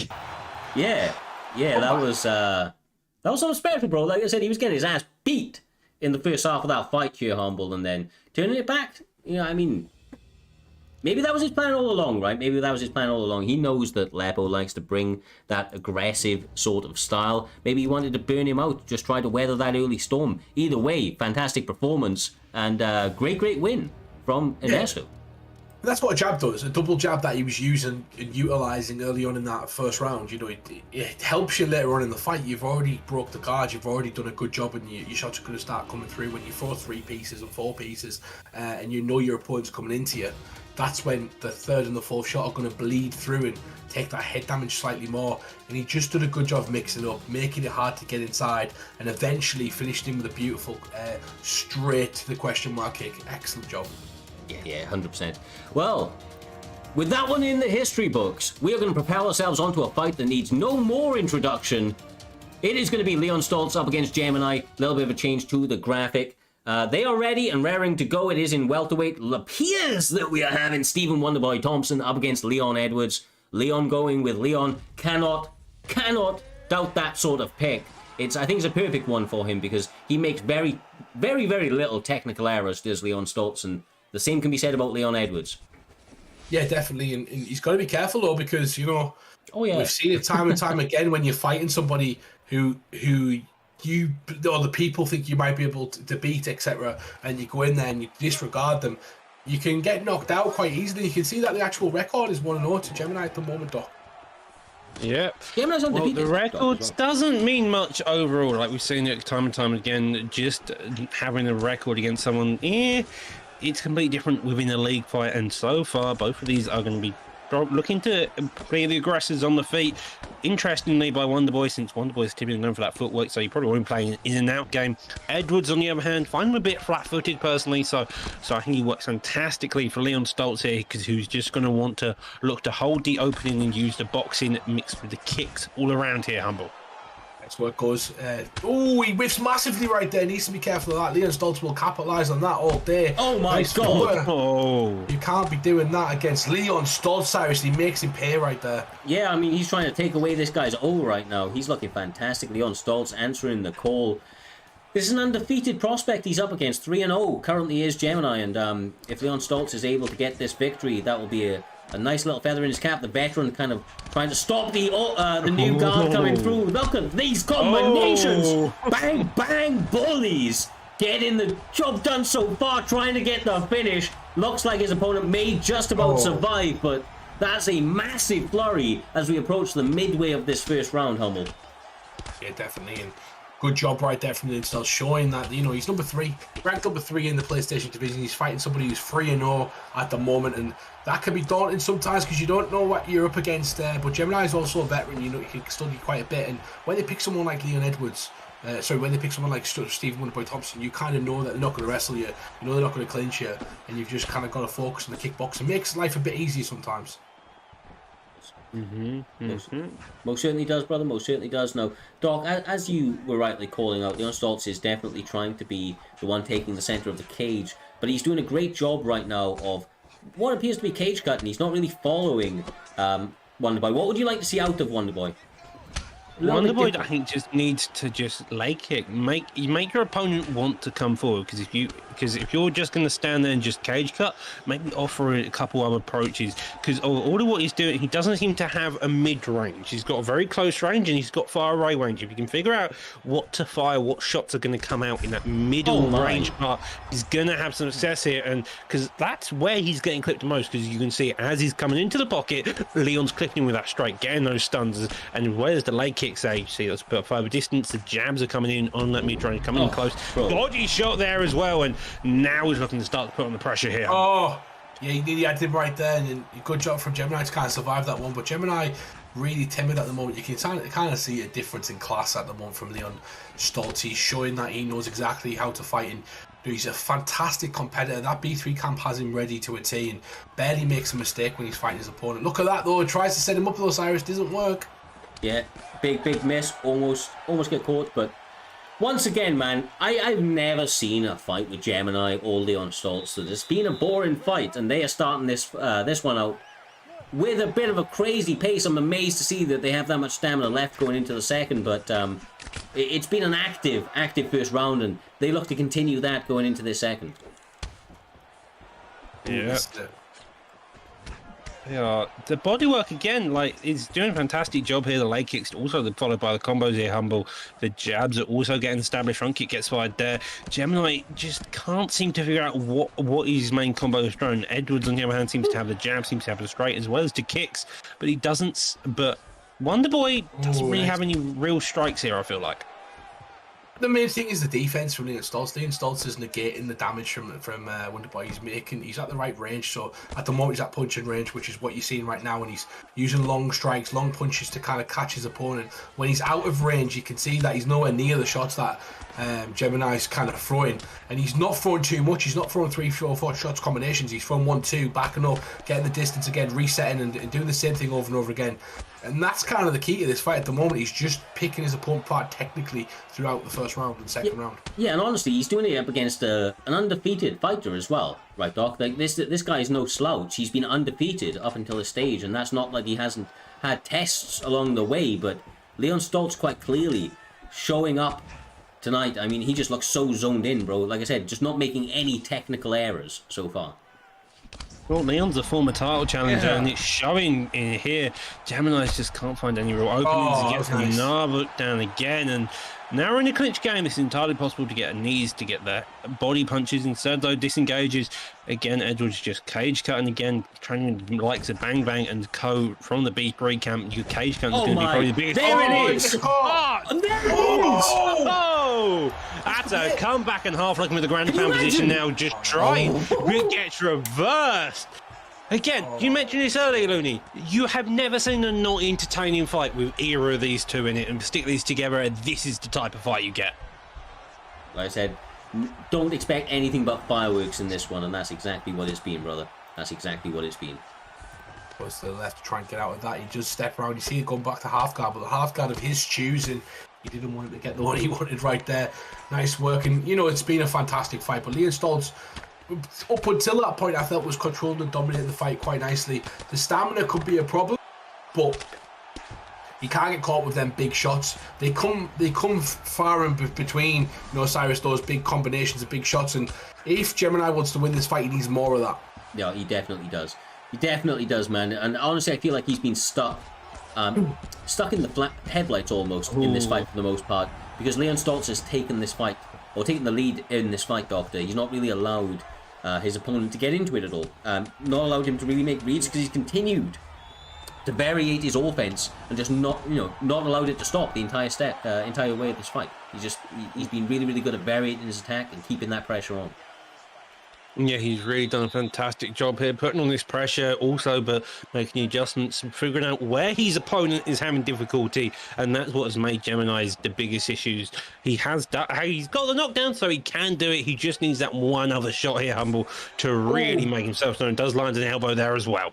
He's got an opportunity to go to the body a bit more as well. It might be a bit too late to kind of attack that body and get the stamina a bit lower, but it means his attacks will be more damaging going forward. But he needs to create these opportunities, and the way you do that is feint a lot more. You need to throw out basic combinations to set up big combinations. As we're talking right there, he lands a big, beautiful left hook straight and head kick, and Leon Stoltz falls for it, Cyrus. And great start for Gemini. Look, he explodes in like bits, does Gemini, and I feel like it's just the follow-up sequencing shots. He almost got it in the first time he got his opponent rocked. That second time was a little bit more difficult. He just needs the right sequence to land so that he can still continue to follow it up. But it's Leon that is being the forward aggressor, even in this third round, even though he's potentially up for two. You just don't see him taking a back step. Look at him. He's just walking forward, making his opponent feel every single ounce of his strength as he lands these shots. It's amazing work. Yeah, amazing work, impressive work. Gemini is only staying on by the skin of his teeth. Now the one behind the black line though, but again, you just see the footwork. What? He circles out, he holds it, even when getting the spinning heel kick to the head, and he just got push kicked to the face, Michael Chandler style, and Ian Edwards just had a lick of his toes. That was absolutely insane. Literally, he no-selled that right there, Cyrus. It was beautiful work from Leon Stoltz. He was like, "What's that?" This is a chin, brother. This is a chin. The stamina's getting a little shaky. There's only 2 minutes left on the clock, though. Once again, all on Gemini to take the judges out of it. But he gets caught once again. Leon Stoltz absolutely zoning to a finish, but gets caught almost with the pull counter. Honestly, man. Honestly, on a knife's edge as we approach the 1 minute 30 mark in this third and final round. Minute 20 left on the scoreboard here, and either one of them can make the impression. So far, you think Leon's winning, but Gemini's come out multiple times here and looked fantastic, and so it's just a question of can he find that one shot to really put the pace on, or will Edwards be the one to control it? The overhand comes out, the knocks under, gets the knockdown, and now we are into a grand pound position here, looking to rain down some shot. Does get the block though, and with Wonderboy Thompson only just staying alive. What? Jesus. What? How? Well, how? That's not over yet, though, Humble. Not over yet, brother. Leon Stoltz is going for more ground and pound, but I don't know, like, if you're Gemini, you want to get up off your back right now to try and land a big combination, but Leon Stoltz looks like he's going to ride out the round on top and try to damage his opponent slightly more. Is he going to get the finish? But what a fantastic fight that was. Before our co-main event, you can see why these two are very highly ranked, Doc. Those two produced an absolute war and a half. That was impressive on both sides. Even when Gemini had some issues, he still came back and put the pace on massively. It was a fantastic job by both opponents. Now, if we go back to that second round, Stephen Wonderboy Thompson nearly knocked him out, essentially. He finished him. The third round, I think, went backwards to Leon, but I'm not 100% sure, just because of the amount of stuff that happens. But it looks like, did we find out the winner? Oh, what happened? that wasn't meant to switch across. It is Leon Rocky Edwards. I do apologise. Pressed the wrong button. But we got there. We saw him raise his hand. We got there. Some technical errors, my brother, Bo. It's all right. It's one of them. It's one of them. We were drinking now. We get what it is. Honestly, I drink most of them, bro. It's fine. We digress. That's a great win from Leon Stoltz, though. I think we knew who won that fight, though, right? Going into that third round, he looked flawless throughout the course of that. Obviously, mad respect for Gemini stepping up, risking his undefeated status up against a dominant threat like Leon Stoltz. It's unfortunate for him. He picks up his first O, but if there was a way to do it, Humble, it was in that sort of fight right there. Yeah, and representing that B3 camp, you know, like, I will promote it for him because Bam Bam just said in the chat, if anyone wants to join the B3, the Discord channel and stuff like that, they'll get you spars, they'll go against them. You can have a chance to join their team as well if you're good enough. But, you know, fantastic killers in that camp, and they continue to impress me throughout. I wonder what happened to Rapesy, but hopefully we can see that fight in the future. But Leon Stoltz will now improve on his position, and it was already a fantastic position of third. So, you know, he's going to put himself in line for the future for maybe. I'm pretty sure he's like 1 or 2 wins previous off a title shot as well, though, Humble. Yeah. So he's in good standing. If there's a guy you want to beat who isn't the title holder of the PS title, the PS title holder, like Smudger, for instance, in the co-main event of this evening, Leon's that guy to really put yourself on the map. Up next, so we do have Dino Gamer versus Brady. Now, this fight is a wild one. Dino Gamer is an Aussie. He's quite a good Aussie player, in fact, and he loves the takedown attempts, which is going to really mix up his game. He's going to be a very interesting fight here, Humble. Also, though, Brady, on the other hand, he's both played on Xbox and PS, makes him a very well-adjusted player to both sides of the console. He's going to be on a fight on the Xbox side tonight, but he also trains with the likes of Dirty Dave. Yeah, and you know, Dirty Dave is a fantastic competitor. We've seen him compete last night, Cyrus, and he's one of those guys that technically is fantastic, and he doesn't bring his emotions to the cage, and that's what you'd be looking for as a teammate of Dirty Dave, because surely that'll ooze out of him and kind of affect other people around him as well. Technical pressure, but not kind of overexerting yourself and bringing your emotions into the game. Well, being technical is sometimes a clever idea. Sometimes going wild is another idea. You got a man in it, because we've seen how, because you know, if I bring back to previous title challenges, I bring up Trials War. He was a wild fighter. He was absolutely crazy. He put impression non-stop. Some would say technical, some would stay wild and so loony. With that, though, when you talk about pressure, wildness, and all that type of stuff, you got Dino Gamer versus Brady. We're going to expect a more technical battle. We're going to expect a more brawling battle, hoping for the first person to get a takedown to stay on top will be that type of style here. Honestly, these two guys are phenomenal competitors. We see the Brian Ortega pick out of Dino Gamer. I imagine he's going to try to implement some of those submission kind of offensive opportunities that become available to him as a result. Brady, though, such a well-versed veteran of the game, I believe, am I right, former teammate of yours as well, Humble? Am I wrong? Am I right? Oh, yeah, Brady's not been a teammate of mine, but okay, you know, he's, look at that ping, by the way, 233, but it's stable as hell. Yeah, it's not moved an inch. I've never seen that. It's never moved an inch. It's like, I shall not move. 234, 233, 232 is not going anywhere else. But yeah, I know one of them is an Aussie, but you know, Brady's 3-0 at the moment. He's ranked number 14 for the Xbox division. 3-0 is a great place to be right now in the Xbox division, as well as you've got these people like Trixie as the champion and everybody else.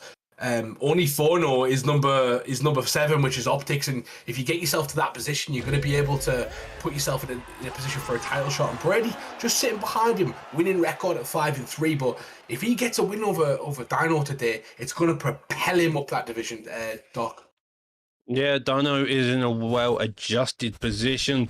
Got to imagine any type of win over him would put him in excellent positions. In the featherweight division, though, Ortega versus Volkanovski. These two went out in real life. Volkanovski got the win. Maybe that's a reference to maybe Brady taking the win.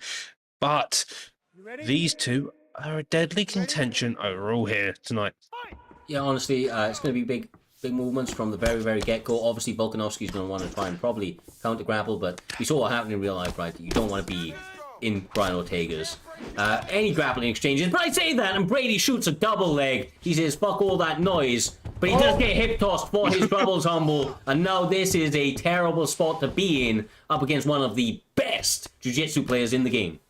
I'll be so tempted to stand and kill him right there, but he can't, unfortunately. But yeah, he's gone for he's got him where he wants, he needs him to be. He's going to try and slice through him like butter at the moment, but great job from him to stop the movement there. Brady obviously picking Volkanovski and trying to get to a neutral position in the guards. But you don't want Dino on top of you as an Ortega. You just don't want that to happen head on. Well, Volkanovski instead, but you mentioned having Ortega on top of you. I think Ortega being on bottom is possibly a worse decision here. He's got all the submissions, he's got rubber guard, and especially if you're on your small guard, you want to get out of that as soon as you can. Cut a body, nice little body punch there. Looney does deny the rubber guard, which he's actually wanting to do now, transitions out. Oh, bro, look Oh, at that. Look at that. Lovely Lovely. transition. More of those animations, please. Yeah, that was Nice. beautiful. That was beautiful. That was a lovely Nice. transition. All we want, just that, Rubber guard now, and he's got a great position because he's going to have a chance to deny. Doesn't the Bing's going to be, even though it was stable, Cyrus, sometimes it can be a bit like there's a bit of delay sometimes. So that might be a factor at the moment, but looks like one of them's getting good transition denials. So usually it works both ways. Yeah, look, honestly, when this connection's at play, even though it's very, very stable, there will be a slight delay that will have to be adjusted for in their gameplay. Obviously, it's a talk future that when it's like this stable, though, it's just as competitive, right? They're both on an even playing field going at it. It's a bit of a weird one, but it doesn't seem to be impacting their playstyle so far, at least by my estimations, Doc. Yep, no. So far, they're both having some success, at least in terms of Niles. Ortega hasn't really allowed him to get anywhere near damage, and Brady hasn't really given up top position because of it. And so far, he's holding half guard. He probably should look for some ground and pound, if I'm honest here, just to get the bit of damage off, make sure he's secured around. But instead, though, Ortega decides to go for a Kimura here, Humble. Nice work, yeah. And this is where, if you on paper, this is where you think Dino wants to fight, isn't it? But obviously, Volkanovski's fantastic on the ground, and he can do what Islam Makhachev, Khabib, all these good grappling artists can do. Can strike and hold you where you need to be. And look at that right now.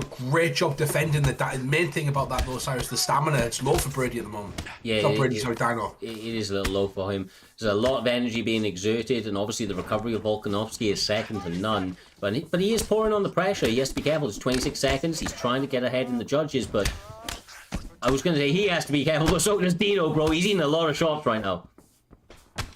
Yeah, I'm a bit concerned with that front kick, that lead leg body kick he's throwing. Look, you see it there. That's very close. If you're not careful, if Dino gets a read on that, fires a jab into a hook or any type of that three-piece combo, you're going to end up with a very easy stun for him there, and that's something that Brady's really got to keep in check here, Humble.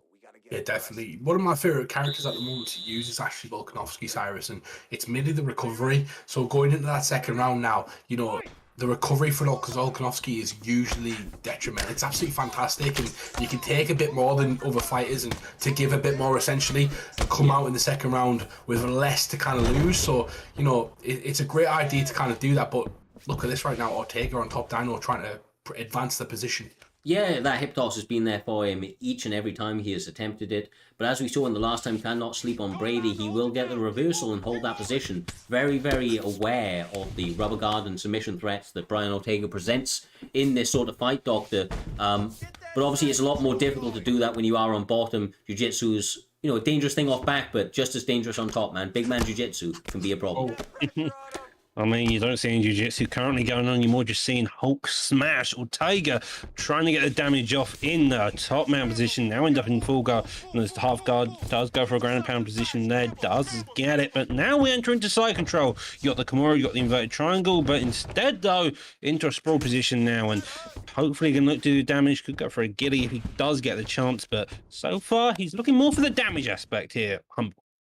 Yeah, definitely. It's a very slow, methodical fight as well, with good transitions, good denials, and it's a good feeling out process from both guys. No striking combinations. As I say that, these two start smacking each other. Oh my God, I've released the commentary curse again, Cyrus, and they're going at it in the center of the octagon, but who cares? That's exactly what we wanted against the takedown. Nice work for Brady. Yeah, mixing it up, not letting his opponent know his next move, but does now find himself in the Kimura in a pretty good position stamina-wise. Will imagine that his opponent's going to bail, and he does.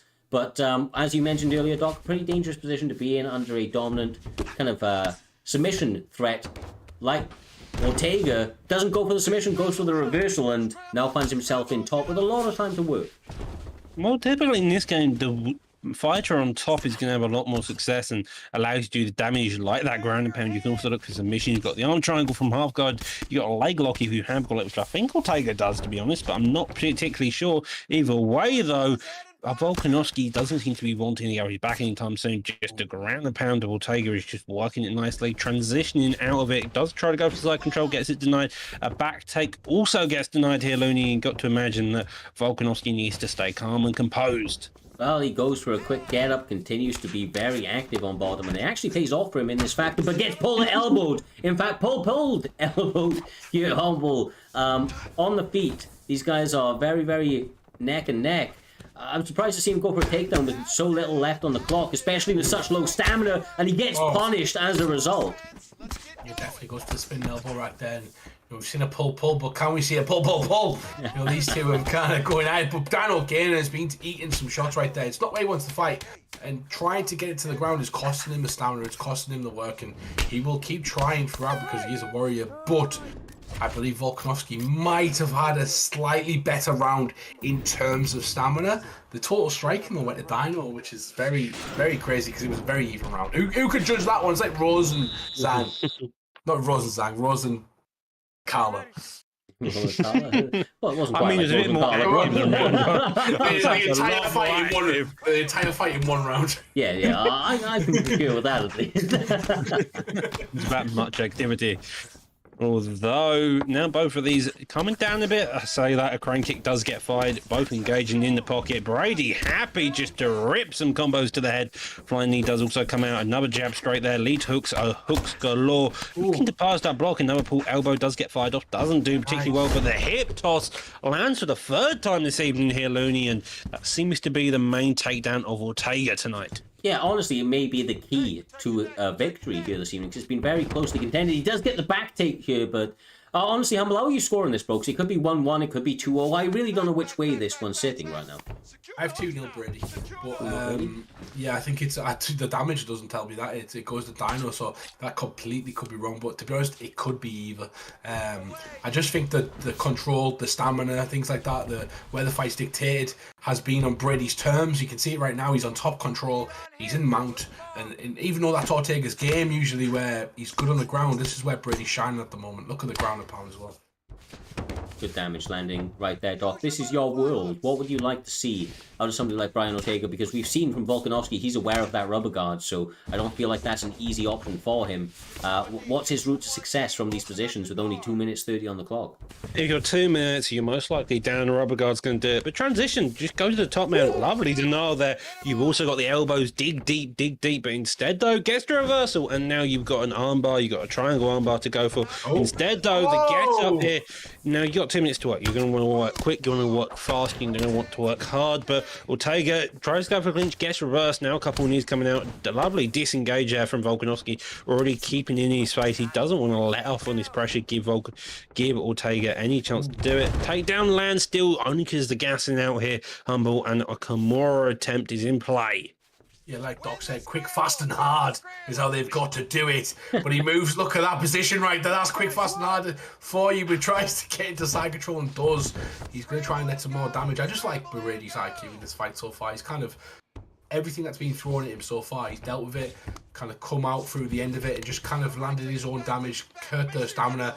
It is a very close fight though, Cyrus, and I don't like where I'd be if I was either guys. I wouldn't know who's kind of winning the fight. If I'm Brady, I'm a bit more comfortable. If I'm Dino right now, if I'm the judges, don't let it go. You got to try and finish. You got to put a stamp on it. 100%. I don't know. I wouldn't feel comfortable that I've got the victory if I was either fighter right now. But I will say that Brady has shown real maturity in his play style here this evening. Definite advancements each and every time we see this guy in the octagon, looking as clean as ever, going for the gilly for the last 15 seconds. Not enough time on the clock, but it will run down that clock and potentially get the judges continuing a nod in his direction. Humble has it potentially leaning the side of Brady. Myself, I'm completely uncertain. Either way, Doc, we are about to find out as we head to the judges after three rounds of non-stop action between two very, very tough competitors. It seemed like the fighter who dealt with the majority of stuff there was Brady. However, in terms of the scorecards, you could definitely give it to Ortega. He was just as active, he was just as busy, and I think it's just going to be the case to see where the game scores it here tonight. Yeah, definitely. And let's not beat around the bush. That wasn't the greatest of fights. It was a very still kind of performance from both guys, and they go to a decision and don't get an extra points for a finish, as the fans are booing in the chat. But Volkanovski does get the win, and a technical performance from his opponent. And when you're fighting someone so dangerous, even though I did say it was a still fight, Cyrus, sometimes you have to fight like that. Yeah, I don't 100% agree with it, right? It may not be in the phone booth war that a lot of people were expecting, but that's why I chose my words very carefully. That's why I said maturity has been shown out of Brady in that performance, and I think that's what got him the victory. Dino Gamer is a guy that's known for shooting those takedowns on people. He's known for making those fights a little bit dirty. So Brady was giving him a bit of a taste of his own medicine on short notice. He decided that he had to make that decision on a very, very quick time scale. Didn't have enough time to prepare, had to go with what he knew of Dino Gamer heading into that one, and I think that it was a very, very smart performance from him, and it gets him a well-needed victory. Steps closer up those rankings, and especially with a guy like Brady, we know that there's a lot of kind of fun fights ahead, brother. Fun fight ahead. He's not in too many boring ones, but I have to say, guys, after a technically fought battle won by Brady in that last fight, it does take us on to our co-main event of this evening, Mr. Humbledink. It is the PlayStation title. Current champion Smudger taking on BMF Million. What can you tell us about this fight, brother? Two absolute killers from your side of the table. Yeah, 100%. And as the ESFL champion, Naz is in the chat right now supporting his teammate Smudger. I am on the commentary booth also supporting my teammate KIA Million.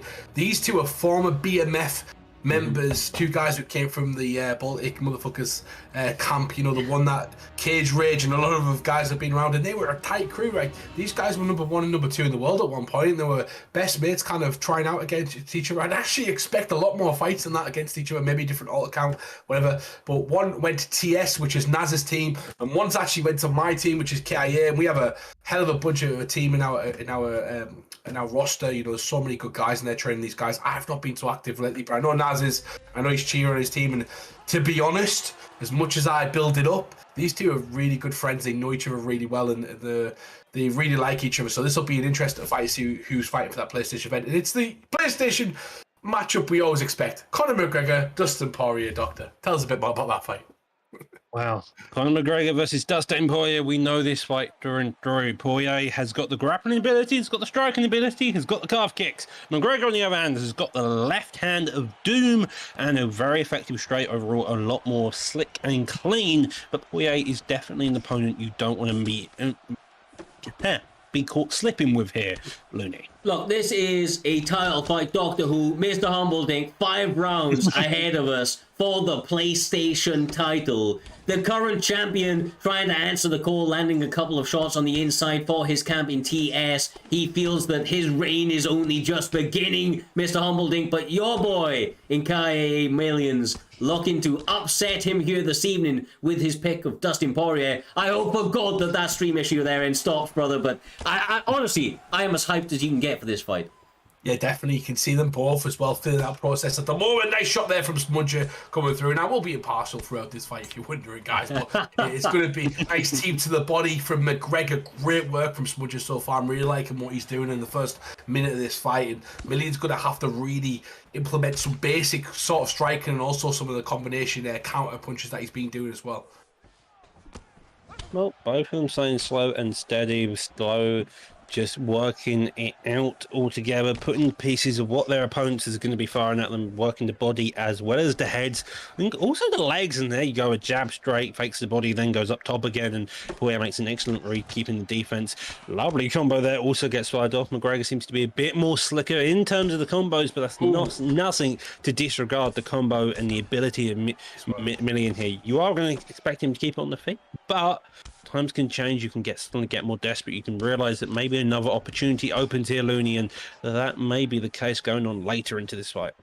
We will have to see, my man. Time will tell. The way that they are mixing up and variating their strikes, Humble, is a beautiful thing to behold. I have to say, Smudger, the current champion, doing a fantastic job of keeping the pressure on, but does get circled right there, and Millions winning the battle of the feet. Oh, these two are fantastic. Like, you can tell with the way they're kind of edging in and out of the pocket, using the footwork when they're against the fence, getting off that fence to negate more damage if you get caught, things like that. It's beautiful work right now from these two, and they're very tentative. It is 5 rounds to work, and we've seen it earlier on. One big counter punch can kind of end the fight, so he's got to be careful. You can see Million trying to edge his way and trying to find an opening. but Smudger seems to be one step ahead so far for me in this first round anyway, Cyrus. Yeah, he does, but Oh, couple nice. of big body shots landing from the KIA faithful in Millions. He's doing a good job, bro. That lead body hook, the challenger is making it game, but as you said, Smudger has been doing the majority of the offense so far, but it is about that early storm from the champion with Conor McGregor. He's known for those early rounds, not exactly known for 4th and 5th rounds, but the strike lands! That is Beautiful shot. You want. Oh, and that's what you want even more now, putting his pressure on. God. That's why Wow. Poirier is hurt badly, and he gets finished. Holy shit. That Oh went my God. from Stand nothing up. to everything. I don't even know what to say. Fuck, man, that was a performance and a half. I thought, look, if this fight goes later, Humble, right, Millions was looking good for the later, like, 3rd, 4th rounds. He just had to survive that early storm, and T.S. Smudger came out here and said, no, there ain't no surviving to the 3rd and 4th round. These hands can take out an elephant, and, fuck, man, he put him to sleep. Nice. Yeah, definitely. It was a fantastic job. Smudger looked like he had the better of the counter punching throughout that first round. He looked like he knew what he was doing, and he went in there with a game plan. And unfortunately for Million, he came at the short end of the stick right there. But it was a great fight, nonetheless. It was as long as it lasted. Smudger, though, he's put his name forward as a dominant champion now. He's defending his belt, and that is a massive key to being a champion. Defending your belt. Some champions don't believe you're a true champion until you've actually defended that belt and gone through that, because it's very tough to do, Cyrus. We've seen the light heavyweight belt jump around in life a lot of times, and it's a tough thing to do in an esports league as well, when people can go 8-0, 9-0, you know. Yeah, the top of the table, no matter what sport you are in, it is hard to not only to reach that pinnacle, but then to be able to turn that around and to defend that performance. That's what really separates. Sorry, sneezed. That's what really separates a great fighter from a truly exceptional fighter. And Smudger's on his way to being able to do that. Obviously captured that title from a vacant position, and now is making a case that was his title the entire time. Obviously about as credible as they get, taking on one of the fast rising stars in the division in Millions, who we know we will see back better than ever, but that's about as standout of a performance as you can get.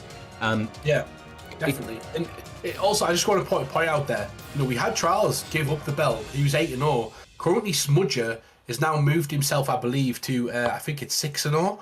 6-0 now. He's catching up on the former champion's record, and maybe in the future that might convince Trials to come back when he starts getting towards that record. We've always seen it with GSP and Usman and Khabib and all these other guys. You don't want someone to kind of overlap your legacy, and Smudger's getting onto that. So his next opponent is going to be very interesting in the future, Doc. Yeah, his next opponent will always be an interesting one, because we've seen the rest of this card. You think all the PS players who are starting to look like they're ready to fight. You got Ripe as well. You got Leon Stoltz. They're looking Leon Stoltz, yeah, both to come back into the future. But that's the PS side of things. Now we've got the main event. We have got the Xbox Championship on the line. You got Trixie versus Tix. Trixie has gone his ever-powerful Max Holloway in her weight division. On the other hand, Optics has chosen McGregor for tonight's fight. Both of these opponents are well-versed. Optics going for an O to get this title shot. Trixie only recently winning his title off of the ever-mighty Fadnator and looking to still hold his belt here. These two are in for one hell of a fight tonight. And the thing about sorry, I just jump in. The thing about Optics, he's 4-0 at the moment, and he's not had an easy run to get here. He's beat the likes of Ginger, beat the likes of Bossman, beat the likes of Jakey, and that's just in his 4-0 record. Usually you get matched up against some of the newer guys, but he's fought killers who are usually in the top 15 every single season, Cyrus. And I just want to talk about that for a second, and that's for a very good reason. Optics is not somebody that's new to the scene. He's actually was a little bit of a bad boy back in the day and got himself banned, but he is back on certain terms, and he is behaving himself around the overall community. Seems to be a reformed man, and I can tell you that he's reformed and revolutionized his striking game on UFC 4. He believes he has all of the skills to pay the bills. Going from banned to potentially being champion within 5 fights would be truly a story to tell, but of course the the champion in Swift Trixie, doesn't plan on losing that belt anytime soon, and he's going to have to do that here and now. Going to have to shun out the up-and-coming competitor, that fresh blood, Humble, from Optics. Yeah, and I'd like to talk about a bit about Trixie, because Trixie's just a great competitor. He had a massive run that season until Fadinator. He even beat Fadinator, stopping him, completely shutting out the season without Fadinator beating him once. This season, he beat Fadinator in that early Grand Prix, but then Fadinator got it back on him. The guy went away, he rebooted, he went and learned some new stuff, and he came back and won the belt. And ever since then, he's looked phenomenal. And, Trixie, for me, constantly impresses me. Starting off this fight, taking a bit of damage, Doctor, so very interesting one. It'll be interesting to see how he makes adjustments, because that's Trixie's game, adjustments. Bro, adjustments and leg kicks. You're already starting to see the leg kicks come out. Dug an early one there, and I'm expecting the leg kicks to slowly come out here. Holloway doesn't have the best leg kicks overall, but Trixie leg kicks people with Usman, so I'm not too concerned about it. The jab straights over Optics are already coming down that part. Also, you have to remember though, Holloway's got a good chin and can take the punishment. It's just a case of will that punishment be enough before Optics' power starts to crumble here in Humble. Yeah, definitely. Look at that nice leg kick again, as you were talking about right there. Oh my God. Optics is doing really well right now. He just needs to overexert, Cyrus. Honestly, Humble, and on that point, the betting lines really do reflect how game Optics is and the support that he has within the community. Absolutely even killed. 17.3 thousand bet per person in this fight. Absolutely even. And you can see it being displayed in this fight. They are going hammer and nail to the very, very end. There's only 3 minutes down, Doc, and they're already throwing this sort of crazy output. This is phenomenal. Lovely, a bit of head movement there by McGregor. Trixie, not sure how to engage per se, but maybe he's just been a bit more tentative because he knows the power of McGregor. The right leg of McGregor is definitely suffering a constant jab straight to both opponents here. Make his head health look scary. The head health definitely in the favour of McGregor currently. Just every straight, Optics is keeping his head just off enough centre line to really give issue here as well. Yeah, I've counted Optics out. 30 fights he's probably been in. Not Optics, sorry, Trixie out in every fight. Even with the Fadinator fight, he gets rocked, hurt. And he always manages to make adjustments and come back. So really interesting to see how he comes out in the second round, if he can make it to that second round. But Optics has had a phenomenal round, no doubt about it, Cyrus, this one. Yeah, look, Trixie is an intuitive fighter. It comes to him like as easy as breathing does. Optics is a kid, a young kid, that has really developed his skills quite dramatically over the period of a couple of months as he gives a bow to the champion. But I will bring another bit of added information to this for you, Mr. Humbleding. If you didn't know already, Optics, like the likes of Big Nige, are regular training partners and real-life friends of the former champion. The absolute rivalry for the ages with Fadinator. So this guy knows Trixie, and he's coming in with that information and all of those training camps that he's helped Fad with up until this stage, and it's making for honestly a phenomenal main event here on Primetime 59. This is what I wanted to mention, because you saw at the end of the first round. That's got scary. Nate spear there. There we go. Let's cut on the pace down. So, as you saw at the end of the first round there, though, Trixie did start to look good. He started to get a couple of reads, and now this is where it comes out. You also, just to bring mention to the number of strikes, it was 100 strikes in the favour of Trixie, 128. So McGregor's cardio isn't that good. So maybe it's going to be slow the pace down, let Optics get over aggressive, gas him out, and then start to do the damage like we're seeing there, because he gassed himself out, opened up the spear takedown, and Trixie was happy to oblige onto that takedown. Now we see him in the side control here, Looney. Yeah, and this is one of the aspects of people's Trixie's game that a lot of people forget, but I know that Humble doesn't, because you mentioned it a little bit earlier on, brother. His wrestling is absolutely terrifying. People forget because his hands are so silky smooth. But now this is where he's going to be putting Optics into very, very deep waters. Already made him use up a lot of his energy in those opening going with the, crazy pace the Connor was putting on. But now on his back, it's going to take all the more energy to get back to his feet and try to land those hands. And this is what Trixie does, like you were talking about and I was talking about earlier in the fight. As good as Optics looks in that round, he pulls the Uno reversal card on him. Look at the stamina, look at the head health of Optics at the moment. Just pay attention to those, because Trixie's is lower. slight leap from that first round, but the way he works methodically, the way he works and picks his opponent apart, he tries to even that out or even get a bit more of an advantage. He did it to Fadner, he's into other people as well, and that's where Trixie accelerates. You've got to really take him out of his game and stick to your game plan. As soon as Optics overextended on some of his shots, Trixie capitalised. That was an interesting back take there. Does also get denied on it. Now we're just going to get straight back up on defeat. Optics has got the power, but Fadner Trixie has got the cardio here, and that is possibly the biggest issue because you don't need a lot of power if your opponent has gassed out. And with someone like Holloway, that's kind of the idea here. It's about the damage over time. Then he's got the champion injured, but he is firing back whilst doing a tumble. What the fuck? Jesus. And he proper put him on notice right there. He caught him with some big shots, but Optics still game, and this is the problem from Optics as well. He's thrown when he's got strong combinations with very little stamina, leaving him open to that spear that he got earlier on, and also big body shots. This could be it. This could be it. This could be it. Optics trying to win the belt.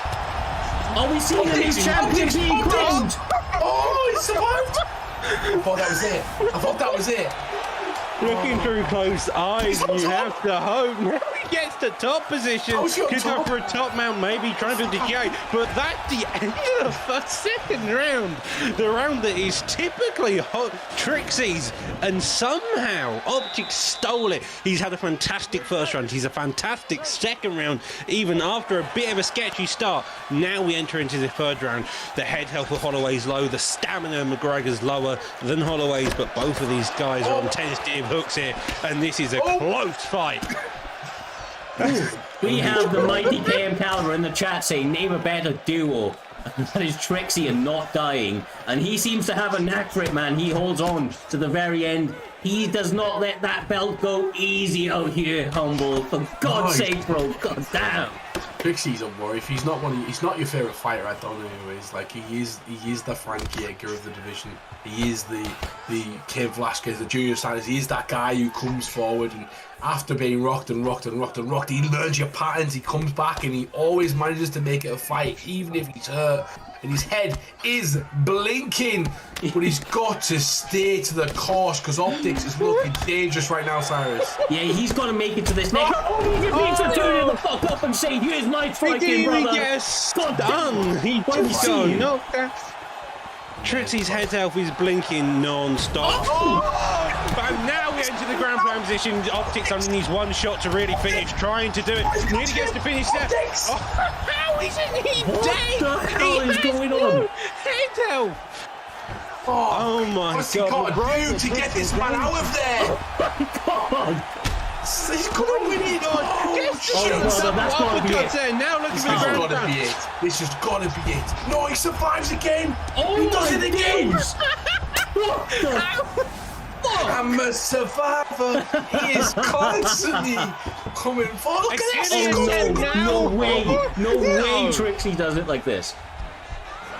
Oh my God, this is the calm you need though. He's got it! He's got the fucking finish! Trixie! The champion! He's got his opponents! Then he gets it and he only just hits it. Now he can get it or he's just going to disengage, go for the side control. He's now in side control. He's got a minute 30 left on the clock and this is a wild fight and a half past now. And what has he got to do? He nearly gets finished as well. If that went past that, it is Trixie's fight. And somehow Optics as well, his survivability has been brilliant throughout this fight. And I'm about to be shouted out because I've woke everyone up in my house up, but this has been a fantastic fight so far. Trixie fights on cat lives, not on human lives, bro. He has 9 of them in every fight. It's not. How is this? I wish it was cat. The up kick though keeps him in, and now Optics is the one putting the pressure on the straight lands there, and both of them are going still at it with 30 seconds left on the clock, probably slowing down the pace, but the jab still coming out. The hook there, the head kick gets fired back. Both of these are just on tensive. Oh my God, bro. That's it. That's fucking it. Listen. Might be the best title fight we've ever seen. That is the best title fight, hands down. I don't care what anyone says. disagree because it's like saying that Justin Gaethje's fights every single time he fights them are better than the previous one. Every single time we see Trixie fight, he's phenomenal. I mean, he is the greatest champion Primetime's ever had, and any esports champion that I've ever seen. That's all I'm going to say about Trixie because he's a fantastic person and a fantastic champion. He gives us the best fights ever, Iris. That's all I've got to say. Truly, man, truly. It's been a pleasure to call this guy's fights over the last 4.5 years, man. This guy's been around the scene for a long old time, competing both in Primetime, ESFL primarily as well. I don't think he competes very much outside of that, but like he puts in the goddamn work, man, and he looks fucking phenomenal each and every time he steps out here. Optics came here tonight, a young kid, charged up, training with some of the best in the business, and trying to do all he can, man. There is nothing more that kid could have done to take this belt away. He just got... Trixie was down. Yeah, I mean, look, his head was fucking Trixie obliterated the second round, bro. I don't know how he survived that. I don't. 42 to 27 significant strikes, 99 shots landed only by McGregor, and that's kind of states the issue with Trixie is that there's only 130 shots, but most of those are significant strikes in the favour of McGregor, and that kind of is what makes you a very high level player is that defense. And Trixie showed that your ability to survive, your defense makes or breaks your character in this game. Honestly, yeah. Optics, listen, like that is, if a young kid like you said, Cyrus, that's experience, right? You've went in there, you look like you're about to win the fight, and you know, it slightly fumbled the bag towards the end, but less you fumbled the bag and more the character, the person you're playing is just amazing at coming back and incredible and not getting finished. You know, you throw one shot the opposite way and it's over, but that is all experience to add. It took Fadanator so many fights to beat Trixie, and I'm sure I cannot wait to see Optics back up there in a top echelon fighting for that belt again, because we have this to talk about now, Cyrus. Optics is definitely one of the elite competitors in the Xbox League, and I cannot wait to see him fight again. Yeah, no, truly. The kid has always been a pleasure to call his fights. Like I said, oh my god, man, that fight's going to be playing on my mind for the rest of the night. I ain't going to lie to you. This card has been an absolute pleasure to put together, to call, as always, with yourself, Mr. Humbledink, and joining us this Saturday, of course, the man in the back, the guy that runs those Friday cards, the mighty Doctor Who, Damian Maya main. For that one, guys, we are now calling an end to Primetime 59. We will be back with you next Friday with another sensational night of fights. We appreciate each and every one of you coming through and once again supporting us on this journey as Primetime goes to the moon and back. Make sure to follow the channel if you're new here. These cards get better and better each and every time that we come out. Make sure to join the raid at the very, very end here. Push the love forward. Show some love to Mr. Cody Dank, who we're going to be raiding in a couple of moments.